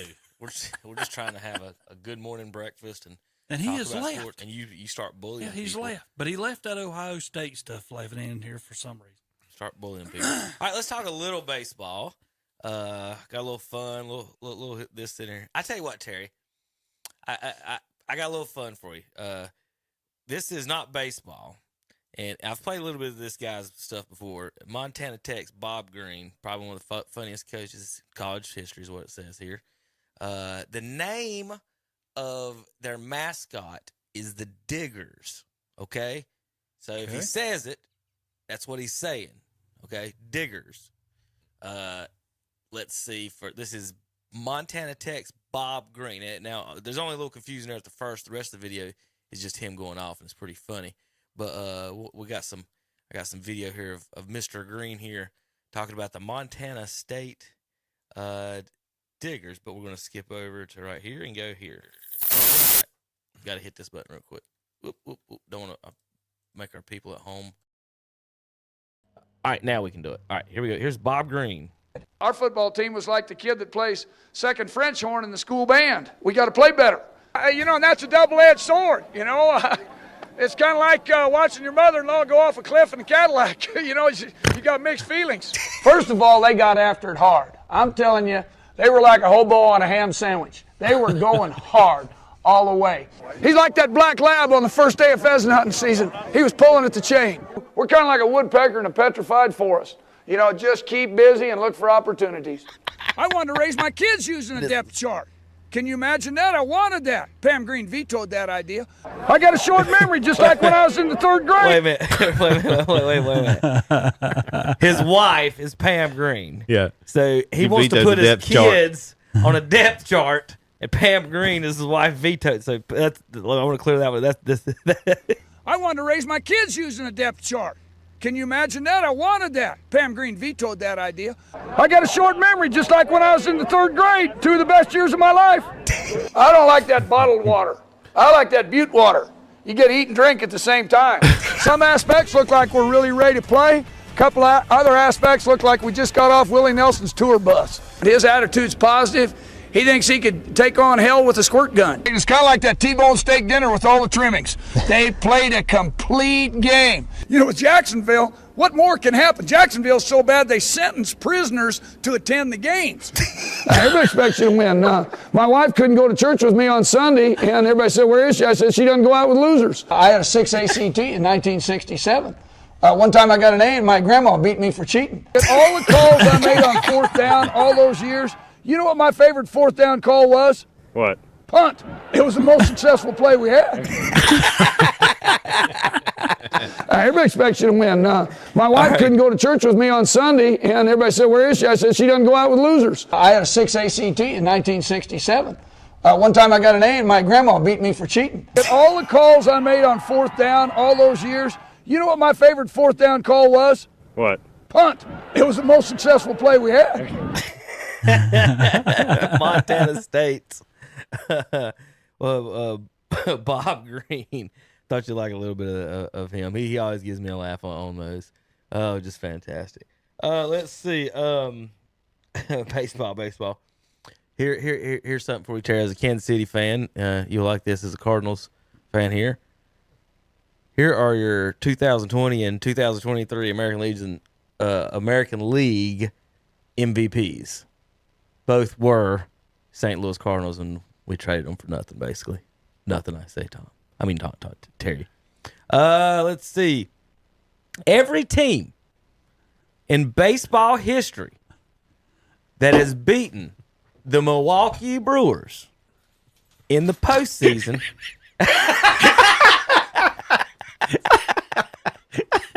You didn't specify bottle or can. You got that out of the refrigerator. Yeah. Look here. You got that out of the refrigerator. I'm a half better. Is that Andre's Diet Mountain Dew?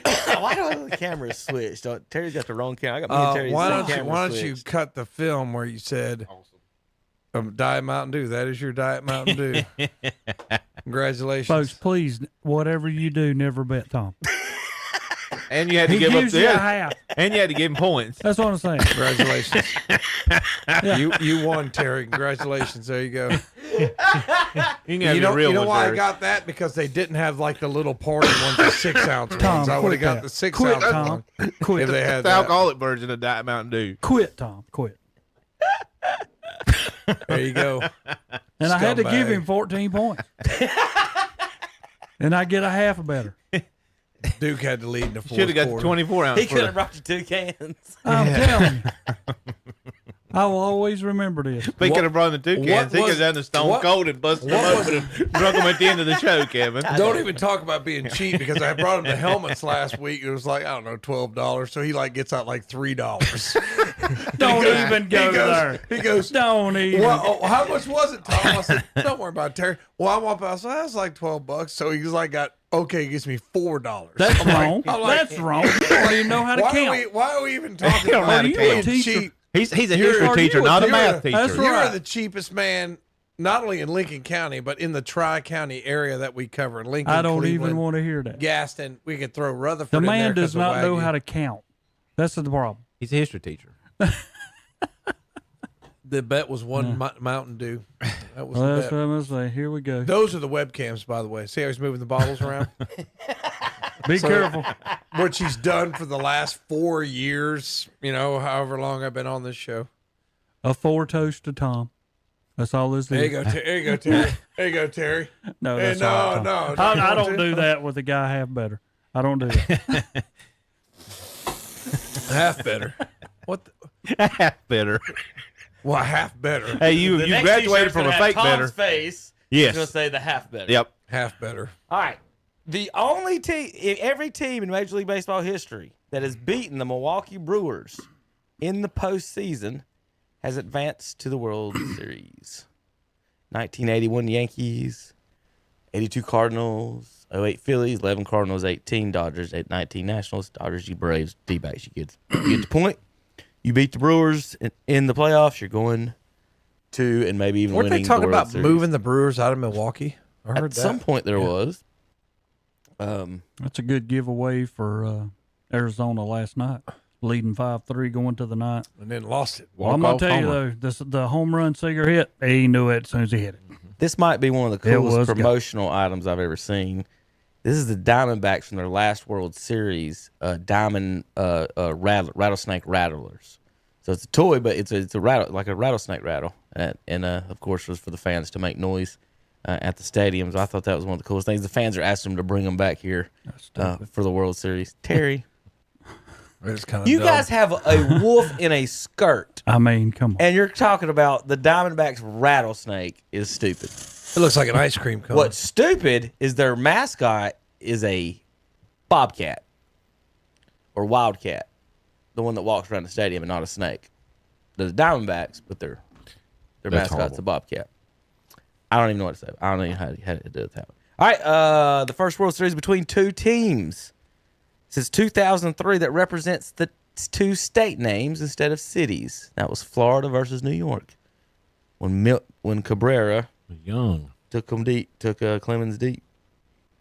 All right, this is the first ever World Series game at Globe Life Field for the Texas Rangers. This is Corey Seager's seventh World Series game at Globe Life Field and third career World Series home run at the field. So you understand what I just said? The Texas Rangers, that was their first ever World Series game at Globe Life Field, but Corey Seager's already played 7 games there, and he didn't play for the Texas Rangers. COVID World Series in Texas, so that's where he got to play in the Rangers Stadium for the World Series. So the Rangers have hosted it before, and now they're hosting it actually with their team. So pretty cool for them. There he is. There's the interview. Let's see. We've already got it turned up. We should be good. Here, Tom. Here's your coach last night. Oh God! And looking with his He's looking chest sharp. His chest hair is hanging out. And when we hurt ourselves, we're like watching sausage being made. It's just a horrifying experience. And look, this is football. For God's sake, just block and tackle people. Do what you're supposed to do. Don't do anything else. Don't talk to anybody. Don't push anybody. I don't care what anybody says. You just do your damn job. Thank you, Coach. That's how bad they are, Tom. That's as simple as it can be. I'm speechless. I'm speechless with that man. Look at him. He's not really. He's embarrassing, man. I'm just gonna tell you. Oh gosh, that's awesome. That was embarrassing. But he's trying everything in the world. When you get down to third and fourth quarterbacks, you're trying everything. All right, here's our Jeopardy highlight of the week. Our baseball Jeopardy highlight. You ready for this one? Another 2000. A Hall of Fame by position 400. Joe Namath. Joe Montana. Mason. What is quarterback? Right. Hall of Famer by position 800. Bill Russell. Bill Walton. They are basketball centers. Mason. Hall of Famer by position 1200. Bob Feller. Bob Lemon. Bob Gibson. Wow. The baseball pitchers. This might be a long category. Two left, Mason. Let's try Hall of Famer by position for 1600. Hey, sports fans, I believe in you. Jerry Rice, Randy Moss, That's John 1600. Wow. This is JP on Jeopardy. And let's finish it off. Gump Worsley, Shrimp Warders at Westwood. They don't know that one. It just sounds Hockey like I'm making people up. These are hockey goalies, ice hockey goalies. All right, Mason's lead is not what another 2000. So just in that category alone that they missed, somebody could have just took the lead by themselves by just being able to answer 5 sports questions. 5 sports questions. And all they had to do was name what position Randy Moss played. Now this is one of those things where you like talk about where people don't have enough time in their lives to devote to being smart at everything. These folks do not have any care or whatsoever to know anything about sports whatsoever. So they don't. And so you got different geniuses at different things in this world. But it's just funny they're on Jeopardy that you can't even get some simple questions like that. So anyway, I thought y'all would like that. World Series last night, Rangers win in walk-off fashion. A former Cardinal walks it off. So here you go. Good job, Cards. 6-5 over the Diamondbacks. Who you guys got in the series? Rangers hold. Can they? So they've won game 1. Are they now the favorites? Are they going to win the rest of it? Zachary. No, I'm still going to stick with the Diamondbacks. Terry. Every time they daggum say the Rangers is never going to win, they find a way somehow, some way, and they got this guy named Garcia who figures out everything. Him and Seager. I'm gonna say the Rangers win this darn thing. All right. So am I. Rangers. Is that the one Longoria's on? No, he's on Arizona. He's on the Diamondbacks. Okay. Yeah. A lot of momentum when you win a game like that. The other team gets a little deflated. Thought they had to win.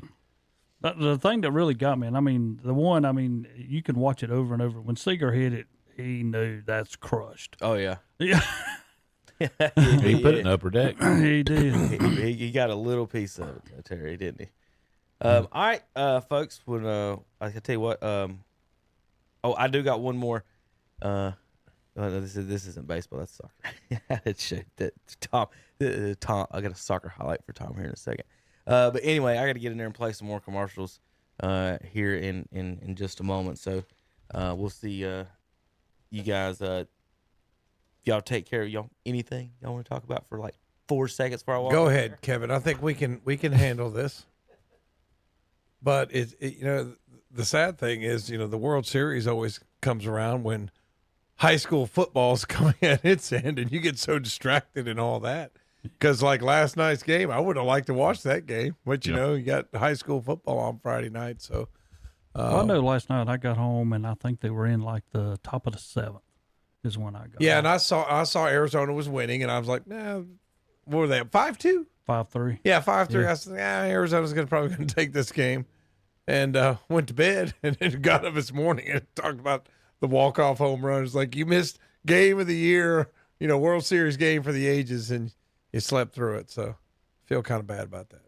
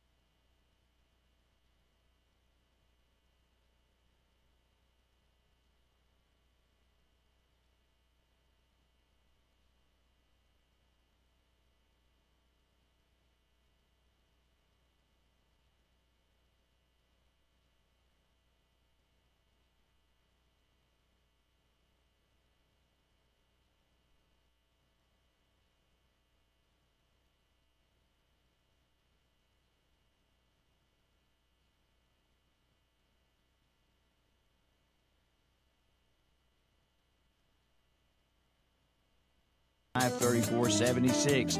Online at upchurchgardencenter.com. Hi, I'm Mark. And I'm Kathy.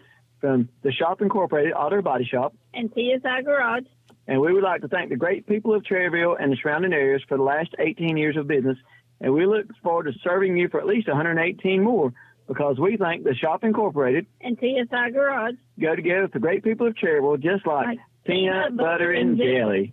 Since 1961, AccuTrol Business Services in Gastonia has been serving our area. They're your IRS enrolled agent. They feature same-day service while you wait, along with electronic filing. And they accept all major credit cards. Just call 704-864-8767. And while you're there, shop Nest and Canvas located inside AccuTrol Business Services, 428 West Main Avenue in Gastonia. Visit their website at AccuTrolTax.com and see their page at WhatsUpShopper.com. Open Monday, Tuesday, and Thursday, 9 to 5. Congratulations to Moss Realty in Gastonia, the 2023 Choice Award winner for Best Real Estate Office and Best Local Business, and also to Warren Moss for Best Realtor. Moss Realty has been assisting buyers and sellers in our community for over 30 years. So whether you're buying or selling, Moss Realty provides hometown expertise and personal attention to make the process easy for you. And a special thank you for your vote.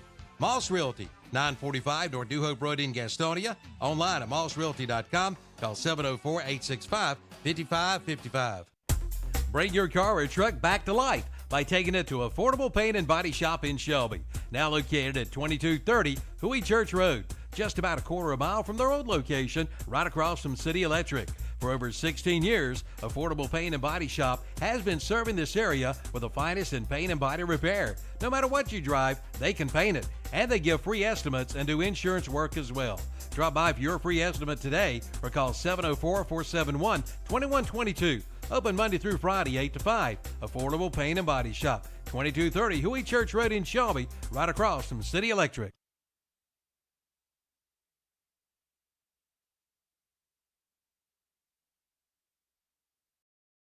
All right, we're back on here in the Joxx Sports Show today. We got McDonald's sponsors us today. We're with the NFL next, guys. The NFL. How about them Cowboys? Who cares? Well, let me tell you, Tom, this is how sports is. When you beat the greatest team ever in the NFL, the Cowboys, and then your next two games you have slaughtered.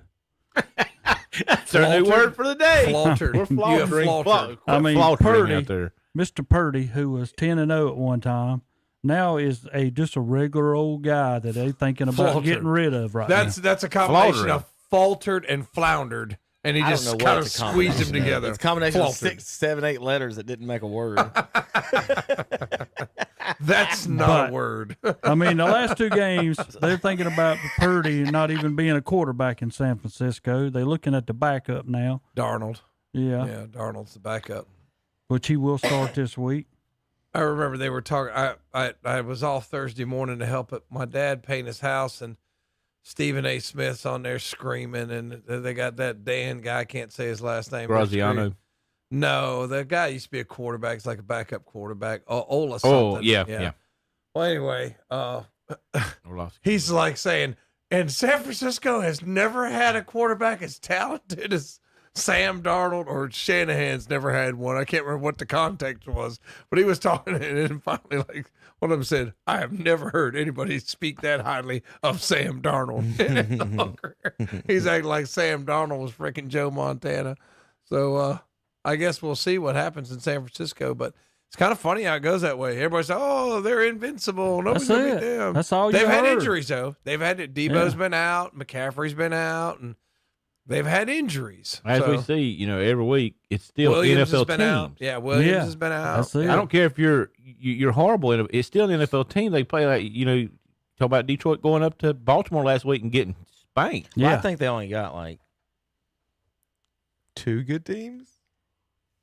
Maybe in the NFL. 20, 25 mediocres and some bad ones. Yeah. Like when you look at the quarterbacks, you don't have a lot of trust in them. So you got to look at your defense. Like Atlanta's winning, not because Desmond Ritter's, because their defense is pretty good. Yeah. Same with Cleveland. I mean, we won a couple games. That's the only PJ Walker wins a football game over the won 2 undefeated San Francisco 49ers. He's won 2.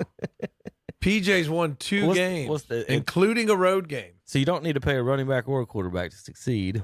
Like we've been saying for years, Terry, you need a good defense, right? Yes, for years. That's the number one thing. And it always pans out in the playoffs. We do that every year with the rankings on the defense. And if you think it don't mean nothing, hey, a few weeks back, hey, Dolphins score 70 points, but all of a sudden you have to play Buffalo that has a defense.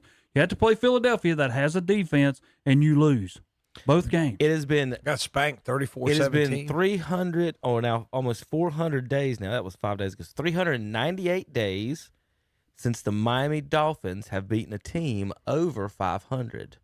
So keep that in mind when you're looking at your Dolphins matchups. They haven't beat a team over 500 in over a year now. But them teams they play this less than 500, boy, they rip put it them on apart. Like, I got a couple news and notes before we get into picking and stuff this week I want to talk about. And this is one, it's kind of a pet peeve of mine. Why do we not call pass interference I thought that the other day. on Hail Marys? It's still a pass. You're asking for luck. Right. Yeah. That's what you're asking for. And why are the defenders allowed to just tackle the guys?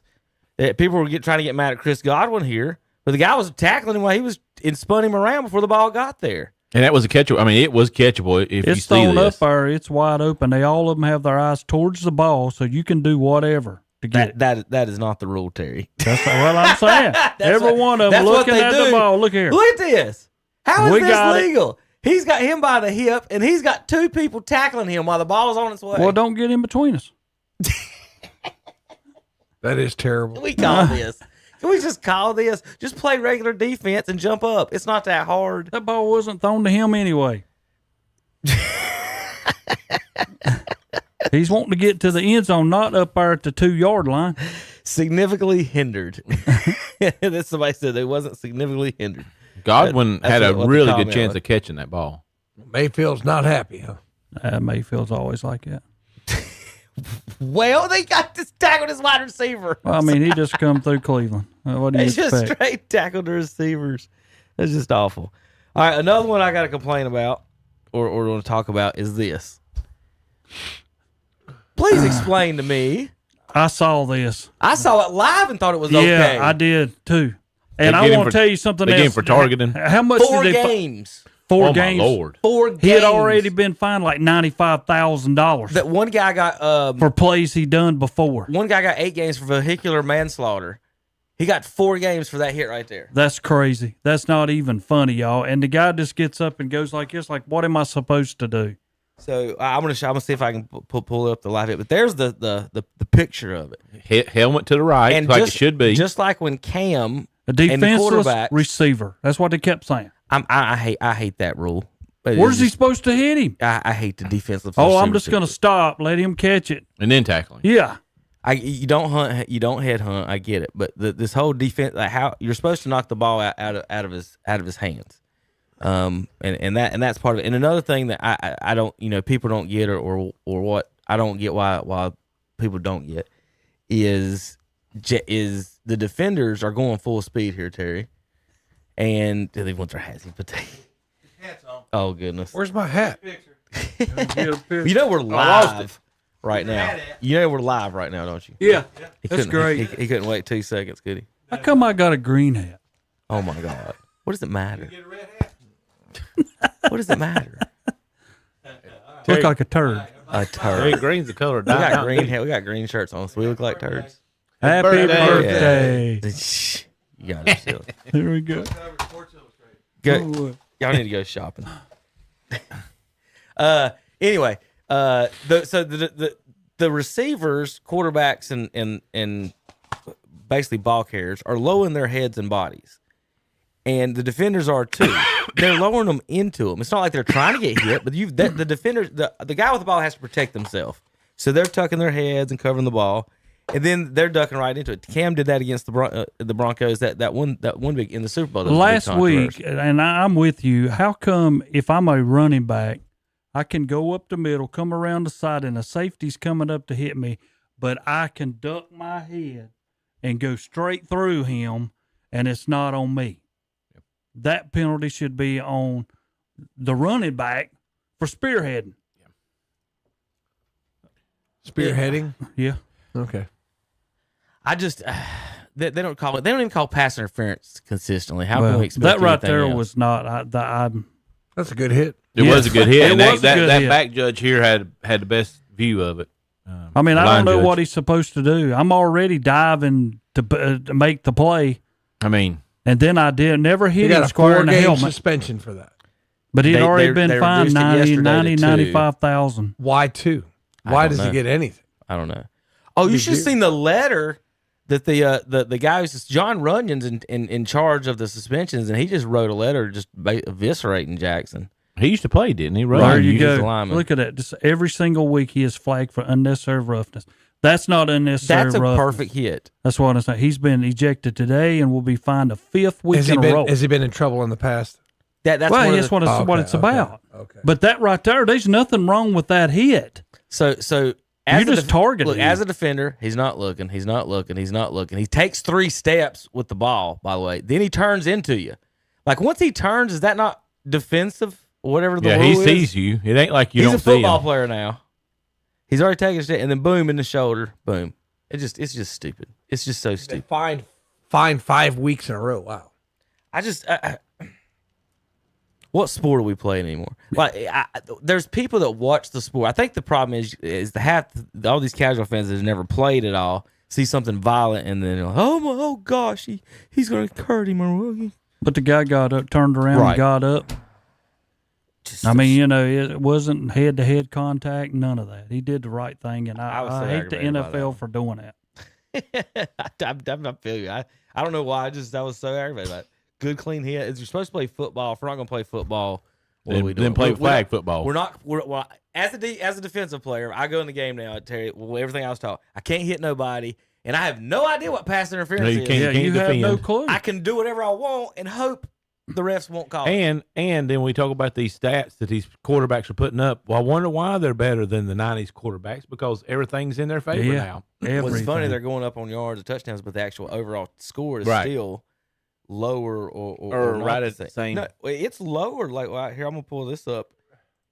Just because when you shrink the field, it's harder with the style, the throwing the ball all the time. I mean, back when you had a I formation and you got inside the 10, I mean, that's better than saying, okay, we're going to go 5 wide inside the 10. You can't do that. And it's just a lot harder. In NFL history, we've talked about for years, the average score was 24. Only 3, 6, 9, 10, 11, 12 teams are averaging 24, at least 24 this season. Only 1, 2, 3, 4, 5, 6, 7 teams are averaging 25 or more, and only one team is averaging more than 30, and that's the Miami Dolphins. Whether it's NBA, Major League Baseball, or football, we are told all the time that today's athletes are bigger, faster, stronger, and they score more points, and it's all a lie. Mm-hmm.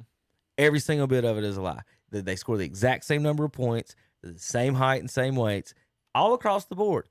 The guy, where's the guy that hit the home run? Have you seen his arms? They're huge. So what's the difference between him having arms that are bigger than my head than Barry Bonds having arms, or Mark McGwire having arms bigger than my head? Sammy. Whatever supplement is different than whatever they were taking it. He's not taking nothing. Come on. But anyway, just looking at that, we're told over and over it's better faster. Than when we talk about these quarterbacks. Miami. Here's your best offenses: Miami, San Francisco, Buffalo, Philadelphia, Dallas. Gardner Minshew's Indianapolis Colts are 6th in scoring. They're tied. He's tied with Kansas City at 25. Those are the 7 teams that are averaging over 24 points a game. And then you got teams like the Panthers. But then Miami's got like a big bonus beside them when they score 70. 70. Yeah. Yeah, you could give them 4 12. points based on what we figured it last week. That's a lot. There are 12 teams scoring under 20 points a game. So, of course, the Panthers are one of them. The worst is the Giants at 12, Patriots, Raiders, Falcons, Bengals, and Steelers. And speaking of that, we do have a bad picks for this week. I forgot about that. Let me pull that up. NFL bad picks for us. So have a little fun with that one. This is not as long as the college ones. Well, I guess we did better on this one than we did the college. Let's see. What's the magic buttons here? I don't remember ever missing any. Detroit one. Ooh. Yeah, y'all miss Detroit every time. I try to tell y'all, but y'all just keep on doing it. All right, here we go. Bad NFL picks. You can go ahead and hit it. I think I was already off. Yep. All right, here we go. Now, this one did the music transferred over. Maybe. Yeah, it did. Bad picks. I've already picked the Raiders. Yeah, I'll go Raiders. Bad picks. Bills at Patriots. Bills. Oh yeah, the Patriots. Saw that one coming. Bills across the board. Bad picks. Commanders and Giants. Giants averaging 11 points a game. Yeah, Commanders. Giants can score. Yeah. Dude, y'all talk so much junk to me about that one too. Bucks at home.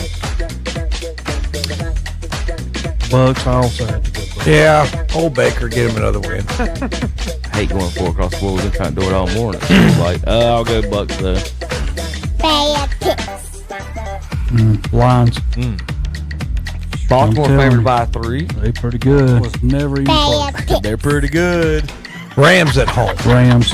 Rams didn't look Bad good as last they're week, all. and I guess Steelers didn't look good. I'm Baltimore. gonna go with Rams because they're at home. That's the only reason. That's the only reason I'm picking. Rams for me. Bad picks. I'm going Packers. Yeah, Packers for me. Broncos god off. They are. Bad picks. $212 lowest ticket. That's gonna be a. Will you quit that, huh? I mean, this is like daggum grabbing your kid and popping him in the head like, quit it. You do I was about to say something to him. He does I mean, annoying. my God. You do annoying stuff for 2 straight hours, so both of you shut up. Oh, Side. Dolphins. I'm going Dolphins on AJ the Brown's- road. Bad picks. 49ers. Yeah. They bounce back. Who's- So all y'all It pick is- 49ers? Yeah. Those are some bad picks. those were some bad picks. I'm really telling you the truth. I cannot believe that I said all that, so I need to check in on. I think audio difficulties happening, and somebody's just putting my name on them picks. That's exactly Nope, right. they're actually your picks. They were bad. Yeah. They were bad. What was everybody's record last week, Terry? Did you- Not He good. didn't bring that, did he? I see. saw a lot of Terry's on that video highlight right there. I don't have. He's a them in fake front better. of me. Look. He's a fake better. He's a fake better. He won't. Terry's gonna have to go out and get us some slushies or something to make up for it. Yeah, I'm a half faker. At least when I get it, I'll bring you half the box. If Super Bowl eliminator time to make This is ugly. time to make Terry mad. All right, here we go. Look at Dallas way down number 8.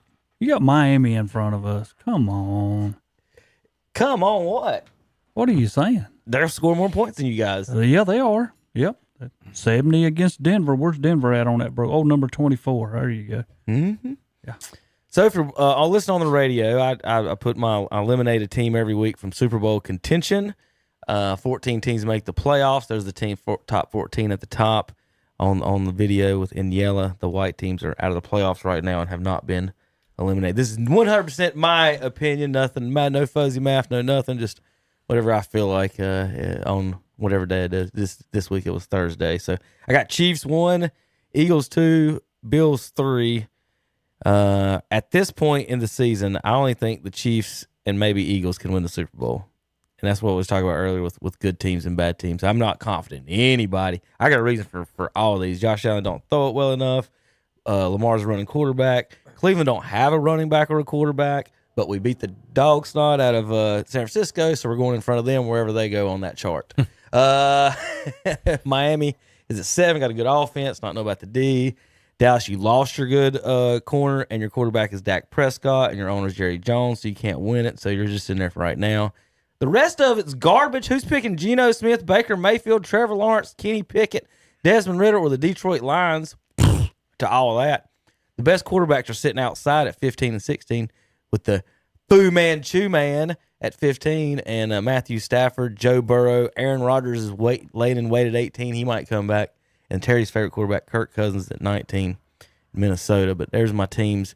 On the bubble, Washington and Denver and the Raiders. And the Titans are pretty much quitting this week. Yeah, they've pretty much said anybody's available on their team to get. Yeah, that's weird. Derrick Henry to Pittsburgh, I've heard. It's been and everywhere. Dallas. It's been Dallas. It's been Baltimore. Might as well be Cleveland. We'd rather have him than Hunt. We're in salary cap I hell thought the thanks same to thing, a Kevin. guy named Deshaun Watson who doesn't play. My cousin, They need a quarterback. Yeah, well, my cousin George just sent me a message. It said it had Deshaun Watson beside a picture of Chick-fil-A. Neither available on Sundays. That's true. That's true. You know what? I was like, that's true. That's true. It's awful. It's terrible. You have sunk so much money, draft picks, and everybody's like, "Oh, you got all this cap space." It's because we have to roll it over next year to pay a guy who doesn't play. Yep. I mean, it's just like, why do people look at our cap space and say, "Oh, you got all this cap space. Go ahead and get this guy. Go ahead and get that guy." We can't. We got to use that for next year when we're going to be like dead last in cap space. I mean, it's just, I'm just so. It would be interesting aggravated. for him to go to Dallas for sure. Cleveland makes sense for this year. He's not and then going, Pittsburgh, and then Pittsburgh too. He's not going. No, I don't think he'll go to Cleveland either. I think he could go to Dallas. Yeah, he could. I mean, you have no draft capital or long-term cap space. How are you going to go out and get a guy? If he goes, I mean, it's just if he goes Dallas, that changes up their makeup like they're big talking, time. They're talking all this stuff. Cleveland needs the targets. They can't. They can't. They just can't. They gotta. You know what do they say in NASCAR? You run what you brung. We gotta have to run what we brung. I mean, surely, that's what we got. The way that they accept compensations in the NFL, surely they can get like a decent wide receiver for a third round pick or fifth round. Didn't Julio, or don't these guys usually go from like third and fifth If round? you want to picks? dump the You probably salary, get Julio for fifth now. if you want to dump the salary, Yeah. But if you got a team that's like, oh, we got all this cap space this year, but next year how are you going to do it? DeAndre Hopkins is sitting down there in Tennessee on like 1-year deals, wanting out. Well, how much is he making? Looking to get out. I don't know. Or he's probably around 15. I'm just saying, is that the type of player? If they do need to go somewhere, they need some. Do they not need another playmaker on offense? Is what I'm getting at. Without Chubb in the building. No. Terry, y'all need to do anything? Those cameras keep moving. But whatever. No, it wouldn't bother me if he come to Dallas. But You talking about Hopkins, or you talking about? Okay, I'm talking about the running back Henry. Yeah, Henry. If he come to Dallas, that changes Dallas' whole thing. Oh, I mean, it takes you a know, lot of pressure off Dak. Oh yeah, and it takes a lot off of Pollard. Yeah, because you could put Pollard in that third. He would third fall down. back into what he was when Zeke was there because Henry's going to be getting the ball. And he's going to be better than Zeke. Yeah. So is he? My question is he still fresh? Is he still done? behind that offensive line, though, Yeah, I think he would be helpful. That would help a bunch. He hadn't been playing well. I don't know. I don't I mean, know Tennessee's offensive line's kind of horrible this year. Put him behind Dallas' offensive line and see what he can do. All right, let's pick some games. Rams at Cowboys. Cowboys favored by 6 in Big D. Tommy, who you got? Let's go with Cowboys at home. Terry? Well, I had to think about this one a little bit. Cowboys. Rams didn't look good last week, I didn't think. I'm going to go with Cowboys. Look up some defense here. Rams giving up 20 a game. Dallas giving up 16 a game.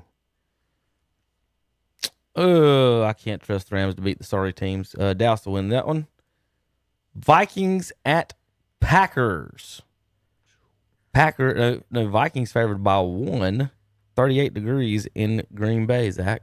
Vikings beat 49ers last week, so give me the Vikings over the Packers at Green Bay. I'm also going the same thing. Cousins made me kind of proud last week, so I'm going to take him this week. So you guys don't understand the NFL. Well, they won last week. They'll win this week. False. Okay. Packers win at home. Tom is right. I was worried about that exact same thing. Like these teams go back and forth, and they're sorry. They won. They surely win again. False. You lost. They're both giving up 22 False. points a game, pretty much exactly. That's too hard. That means I'm picking the better quarterback. I'm going with Cousins and the Vikings on this one. There you go. Good choice. Thanks, Terry. I need your approval. Let Tom be out there be the loser. Falcons at Titans this week. Titans giving up 19 a game. Falcons giving up 19 a game. You got Ritter versus, they say Levis and Willis are going to rotate. I saw this video of Levis throwing the ball. He's got a pretty good arm, guys. He's got a cannon. It just because they never show the views of the guys throwing it from behind, and that's I like seeing that. The ball stays on the line. Like when he throws it 33 yards, it stays on the laser. Like it's a nice little throw. So I'm interested to see how he does. All right, so we got Falcons and Titans. Falcons favored by 2.5 in Tennessee. Tommy, everybody thinks Falcons are going to win this game, so Tennessee will win it. Okay, Tom, I'm going with you because I'm thinking about turf to grass, and I think the Titans will win. Yeah, Kevin, you're talking about Levis. That his comparable when he come out was Josh Allen. That's what you're pretty much talking about with that the way he throws the football, size and the velocity of the ball. So I just can't take if they're going to run two quarterbacks. I can't take that. I'm gonna go with Falcons.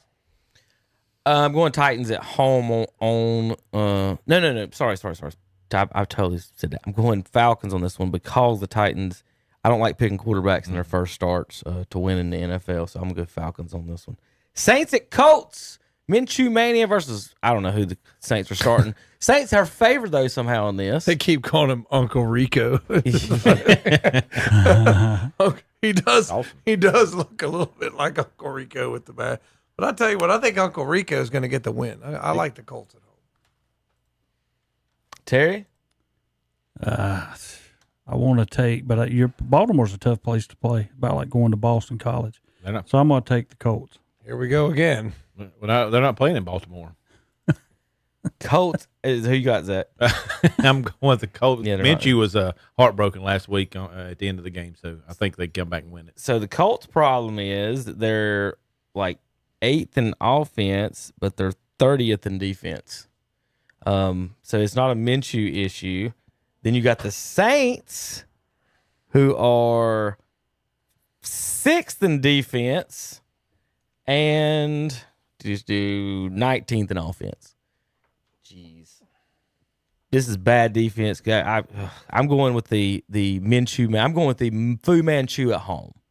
This is the only reason I'm going with that one. That's an even matchup. Patriots and Dolphins. Now y'all last week said Bills against the Patriots. Are we all going Dolphins, or is one of you going to pick the Patriots? Tommy? I'm going Dolphins on this one. They're at home. Patriots, that's the outlier. Their win last week. I'm going Dolphins. And plus, they're playing a team with a record. It's not a winning record. Terry? I'm going with the Dolphins. Zachary? I'm also going with the Dolphins. All right, we'll do it again. 4 across the board. We'll go Dolphins across the board against the Patriots. Jets at Giants. You know, they might as well just implode all this. This ain't Jets still got a chance to win the division. I don't see that, but they've been sneaking some wins. They've been sneaking some wins. 3-3. If Rodgers comes back, you never know. He was says walking he's there going to try the other day with crutches for the playoffs. But Jets favored by 3 over the Giants. Zach Wilson and I guess Daniel Jones is going to start now. Tyrod Taylor had to play. Zach, who you got? Give me the Jets. Terry, Giants. Ooh. That's a loss. I don't know, Giants. You know, I know they surprised us last week, beating Jets. Don't have Washington. A lot of offense. We got the Cougar killer at quarterback. I think he gets a win. We'll go Jets. I agree with Tom on this one. We'll go the Jets on the quarterback. Giants got a bad offense and a defense, and Daniel Jones is coming back, the Duke quarterback. Right. So, all right. I picked Tyrod to beat the Carolina quarterback last week. So Jets on this one. The Cougar killer. Cougar killer. Now, you don't have no problem talking about the Cougar killer, but old Justin Herbert over here can't get his legs together. Jaguars and Steelers. Under him. Jaguars favored by 2 in Blitzburg. Zachary? Give me the Jaguars. Steelers. You know, the Steelers, they'll look horrible, then they'll look fine. At home, of course, 49ers went in there and flattened them at home. Give me the Jaguars. Give me Braveheart, Trevor Lawrence. Braveheart. Steelers giving up Braveheart. He does look like Braveheart. No, he does not. He does. Put their picture side by I was side. thinking of somebody off like Fast Times at Ridgemont High or something. right? Or Dazed and Confused, or one, or Princess Gwendolyn and the Princess Bride movie, whatever it is. He does not look like Braveheart. Braveheart, man. It looks like Braveheart. Damsel in distress over here. Look, there's Braveheart. Golly, you're like a tourist. he looks like the guy on Shrek, the Prince Charming on Shrek. The way he looks like. Yeah. All right. Where are we at with that, Terry? Am I the only one that hadn't picked? Geez. Jaguar. They both given up 21, but I like Jaguars. I think I don't. Kenny Pickett is awful. So, all right, Eagles at Commanders. All y'all got Commanders on that one? Cool. Let's go Eagles. Eagles. Of course, that's on the road. Anything can happen on the road, but I like the Eagles. Washington wins. Rivera's job is on the Terry, line. that's another loss for you. You're all right over there just picking them. The Magic is not happy. They're giving up 27 a game. Washington's the 29th. This best is do or defense. die for Washington here. You got to win. You cannot lose this. So Sure you can. The Eagles are coming. You can I lose. thought we was playing 49ers, Kevin. We playing Texans. 8 more games left. That's C.J. Stroud's going to show Sunday. why Panthers should have picked him. Oh, how horrible. They will flatten the Panthers. Carolina Panthers' own house. Quarterback you passed up comes in at 3-3 versus the quarterback you moved up to take. 9 touchdowns to 1 Yeah, interception. I tell you, if I didn't have to help Dad tomorrow, I might go watch that game. But for $22, Would you? How would you like to have 1,600 yards, 9 touchdowns, and 1 pick right now for the Carolina Panthers? I'm telling you, well, C.J. He's an Ohio State quarterback. Doing well. Texans win. that's who I got. Houston. Me too. I like. This is good across the board. I'm Zach, going wait a minute, Panthers. Zach. I'm going I was about to Panthers. say, I'm going Panthers. You picked them go like 11 and He six. Y'all picked them in 10-7. So they've Well, got it wasn't 11 though. So they've got to. what we're trying to say is they've got to start winning some Oh of those. my to gosh, get there. I'm going Panthers this one. They're not going to win. I don't think they are. Either. Texans for the win. Ain't no way. And Yeah. The real NFL quarterback and not the Pop Warner quarterback's playing. He's coming next year. and probably an ugly. We ain't gonna pick him. Drake May. Yeah, Y'all we don't have a move pick. Y'all don't even have a pick now. Yeah, y'all gonna move And up. the Bears are going to get the. Oh, y'all gonna give up the Bears are gonna everybody get that their y'all number one got this pick, year yeah. that's good. to Surprised get we him. ain't give up Burns yet. He wasn't at practice the other day. Did not practice. Browns at Seahawks. Seahawks favored by 3.5. Be a good game. Tommy. I guess I'll go with my heart and pick the Browns, but that's going to be a tough It'll to be a go tough up game. to go to Seattle with a backup quarterback and beat the Seahawks because, you know, two things you don't get on Sunday, Chick-fil-A or Deshaun Watson, right? So I would say PJ's out playing him now anyway. I mean, they probably have a better chance to win with PJ. Yeah, probably. Terry, you got Seattle. Zachary? Seattle. I'm going Seahawks too on this one. If it would be at the Browns, I'd probably take the Browns. Chiefs at Broncos. They had this on upset alert this week. How They many- lost their minds. How many straight is this that they've beat them? A lot. It's a big streak right now. I can't remember off the top of my head. Anybody going Broncos on this one at home? No. Anybody going Cardinals at home versus the No. Ravens? No. Terry? No. All right. Bengals at 49ers. Niners favored by 5. Who'd y'all say is playing quarterback this week? Purdy has not passed concussion protocol yet. So They think he might. So any day now, Tom Brady will be walking in this building. Huh? Sam Darnold? Any day now, Tom Brady's going to be walking in this building. False. Just He's not wait. coming back. Just wait. You said the same thing about Tony Romo. Well, he had at least an injury. Tom's old. Yeah. Can Burrow go in there and beat them with their defense?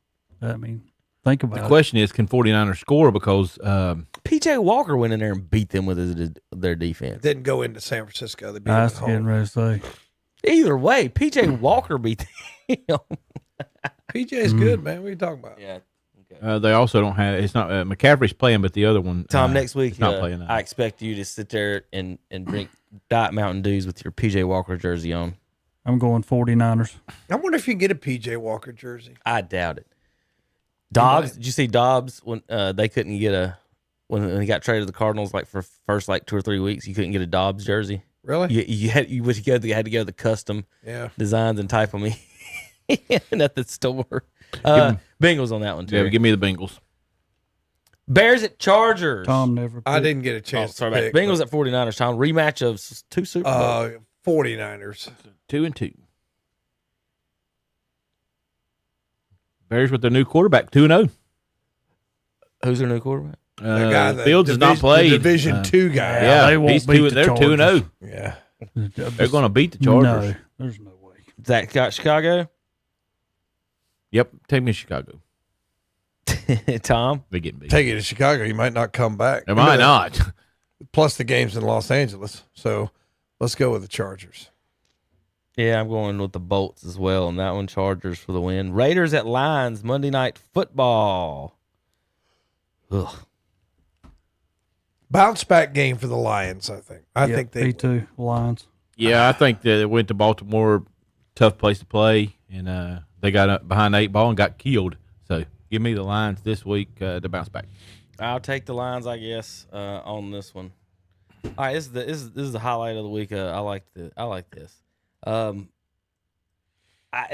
they do the fun things at the stadiums, sometimes they're not so fun, or you don't know. This one is a fantastic idea. Terry, y'all need to do this out at West Lincoln. Maybe you probably do it at Burns too. How about this guy's trying to score a goal, okay? So he's trying to score a goal. He's at a soccer match, and this is what you got to do to score the goal.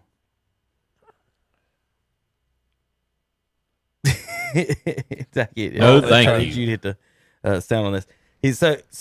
There's cowboys with lassos, and you got to get through the lassos, and then you've got to kick the soccer ball with a goalie there. Chandler, Tom, you think you can handle this? No, thank you. Would not want to do that. Here goes the next guy. No way.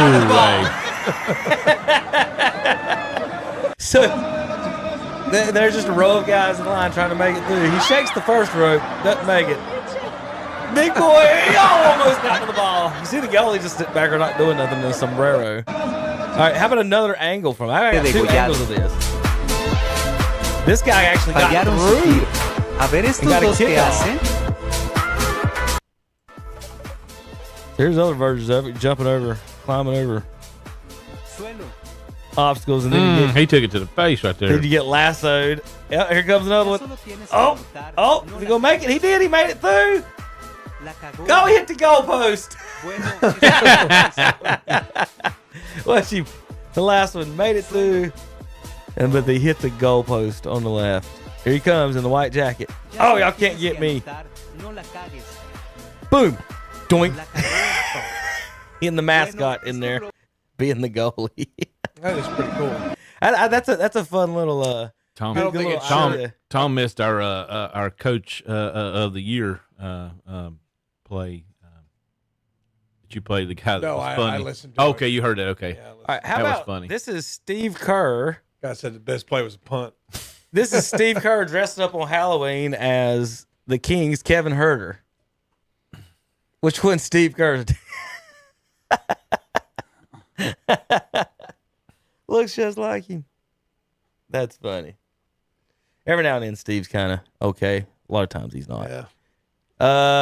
NASCAR this week is in Martinsville. I'm going to, at the end of this show, I've got 3 Martinsville tickets left for today. 3 Martinsville tickets left for today's Xfinity race at 3:30. If anybody wants to go up to right it. over the border, isn't it? Yes. Yep. It's about 2.5 hours here from Cherryville. So it's not that long of a ride. So I will stay by the phones for the next 10 minutes here in the studios. If anybody wants Martinsville Xfinity tickets today, I have a few left to give away. 704-435-2845. If you'll call between 10:15 and 10:25, I'll answer the phone and then somebody might win. All right, Terry, we're in Martinsville this week. Playoff standings above the cut line: Christopher Bell, Kyle Larson, William Byron, and Ryan Blaney. William Byron's got 6 wins this year, Terry. Yeah.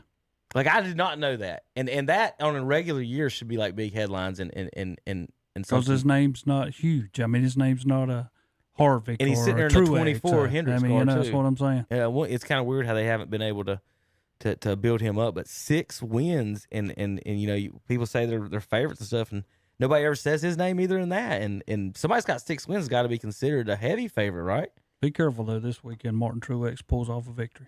You think you will? Yep. Up in Martinsville this week, Truex is on the outside looking in. Tyler Reddick's on the outside looking in. Denny Hamlin is on the outside looking in, and Chris Buescher. Bell, Larson, Byron, and Blaney. I'm going to get my one pet peeve here on as far as NASCAR goes. I just don't like how you can have more than 2 people win a championship. It just blows my mind how whatever format you come up with, and more than 2 people have a chance to win a championship in the last race of the season or championship game. You don't have 3 teams competing for a championship in the World Series or anything like that. So, and I don't like. And Denny kind of alluded to it this week as far as the eliminating the drivers thing. That might not be something they probably that if you did it the old way, you could still come back from like what we've talked about. Technically, in this series, you can win 35 races of the 36 races and not be the champion. Yep, you could. You could make the playoffs. Win 7 of 10 races, and not be the champion. Did the Patriots the last 7 races and not be the champion? Did the Patriots not go to 17-0 and lost the Super Bowl? Same thing, right? Technically, you could win all 162 baseball games, sweep both, and then lose the World Series, right? Technically. So, what are you talking about? Tell you what are we talking about? It's Tom. It's Tom. I mean, it's regular season versus playoffs.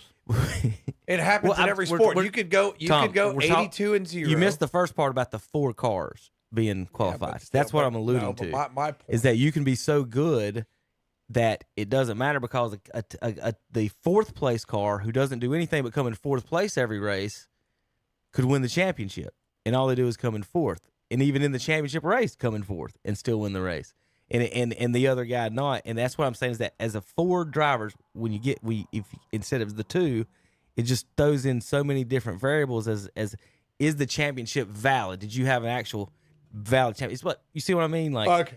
It's basically like doing pool play, I guess, maybe once you get to the finals. And I'm not sure if that's the best way. I think it should be 2 in the last race. I don't know, Terry, what do you think about that? I like it how it is. I like a chance with 4 because, I mean, I've seen races here lately that you're watching the guys in the back. Who's at the front? The guys who are racing for this thing.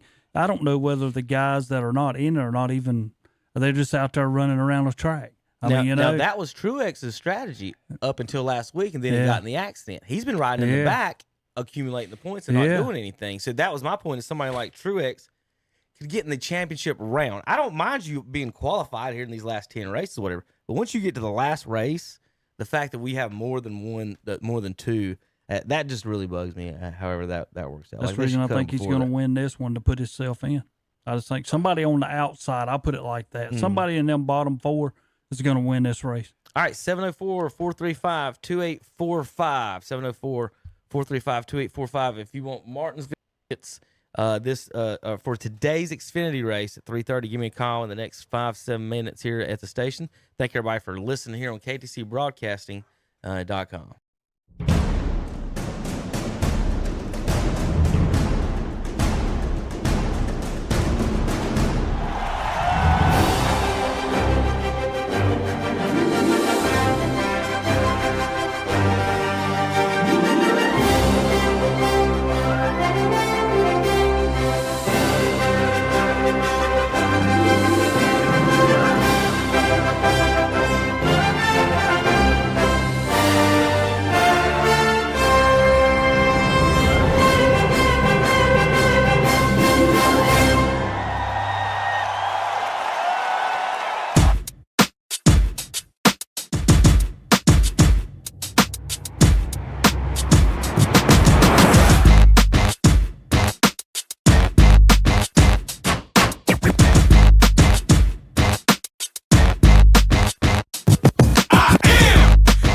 incredible man. I only do things incredible can, 'cause I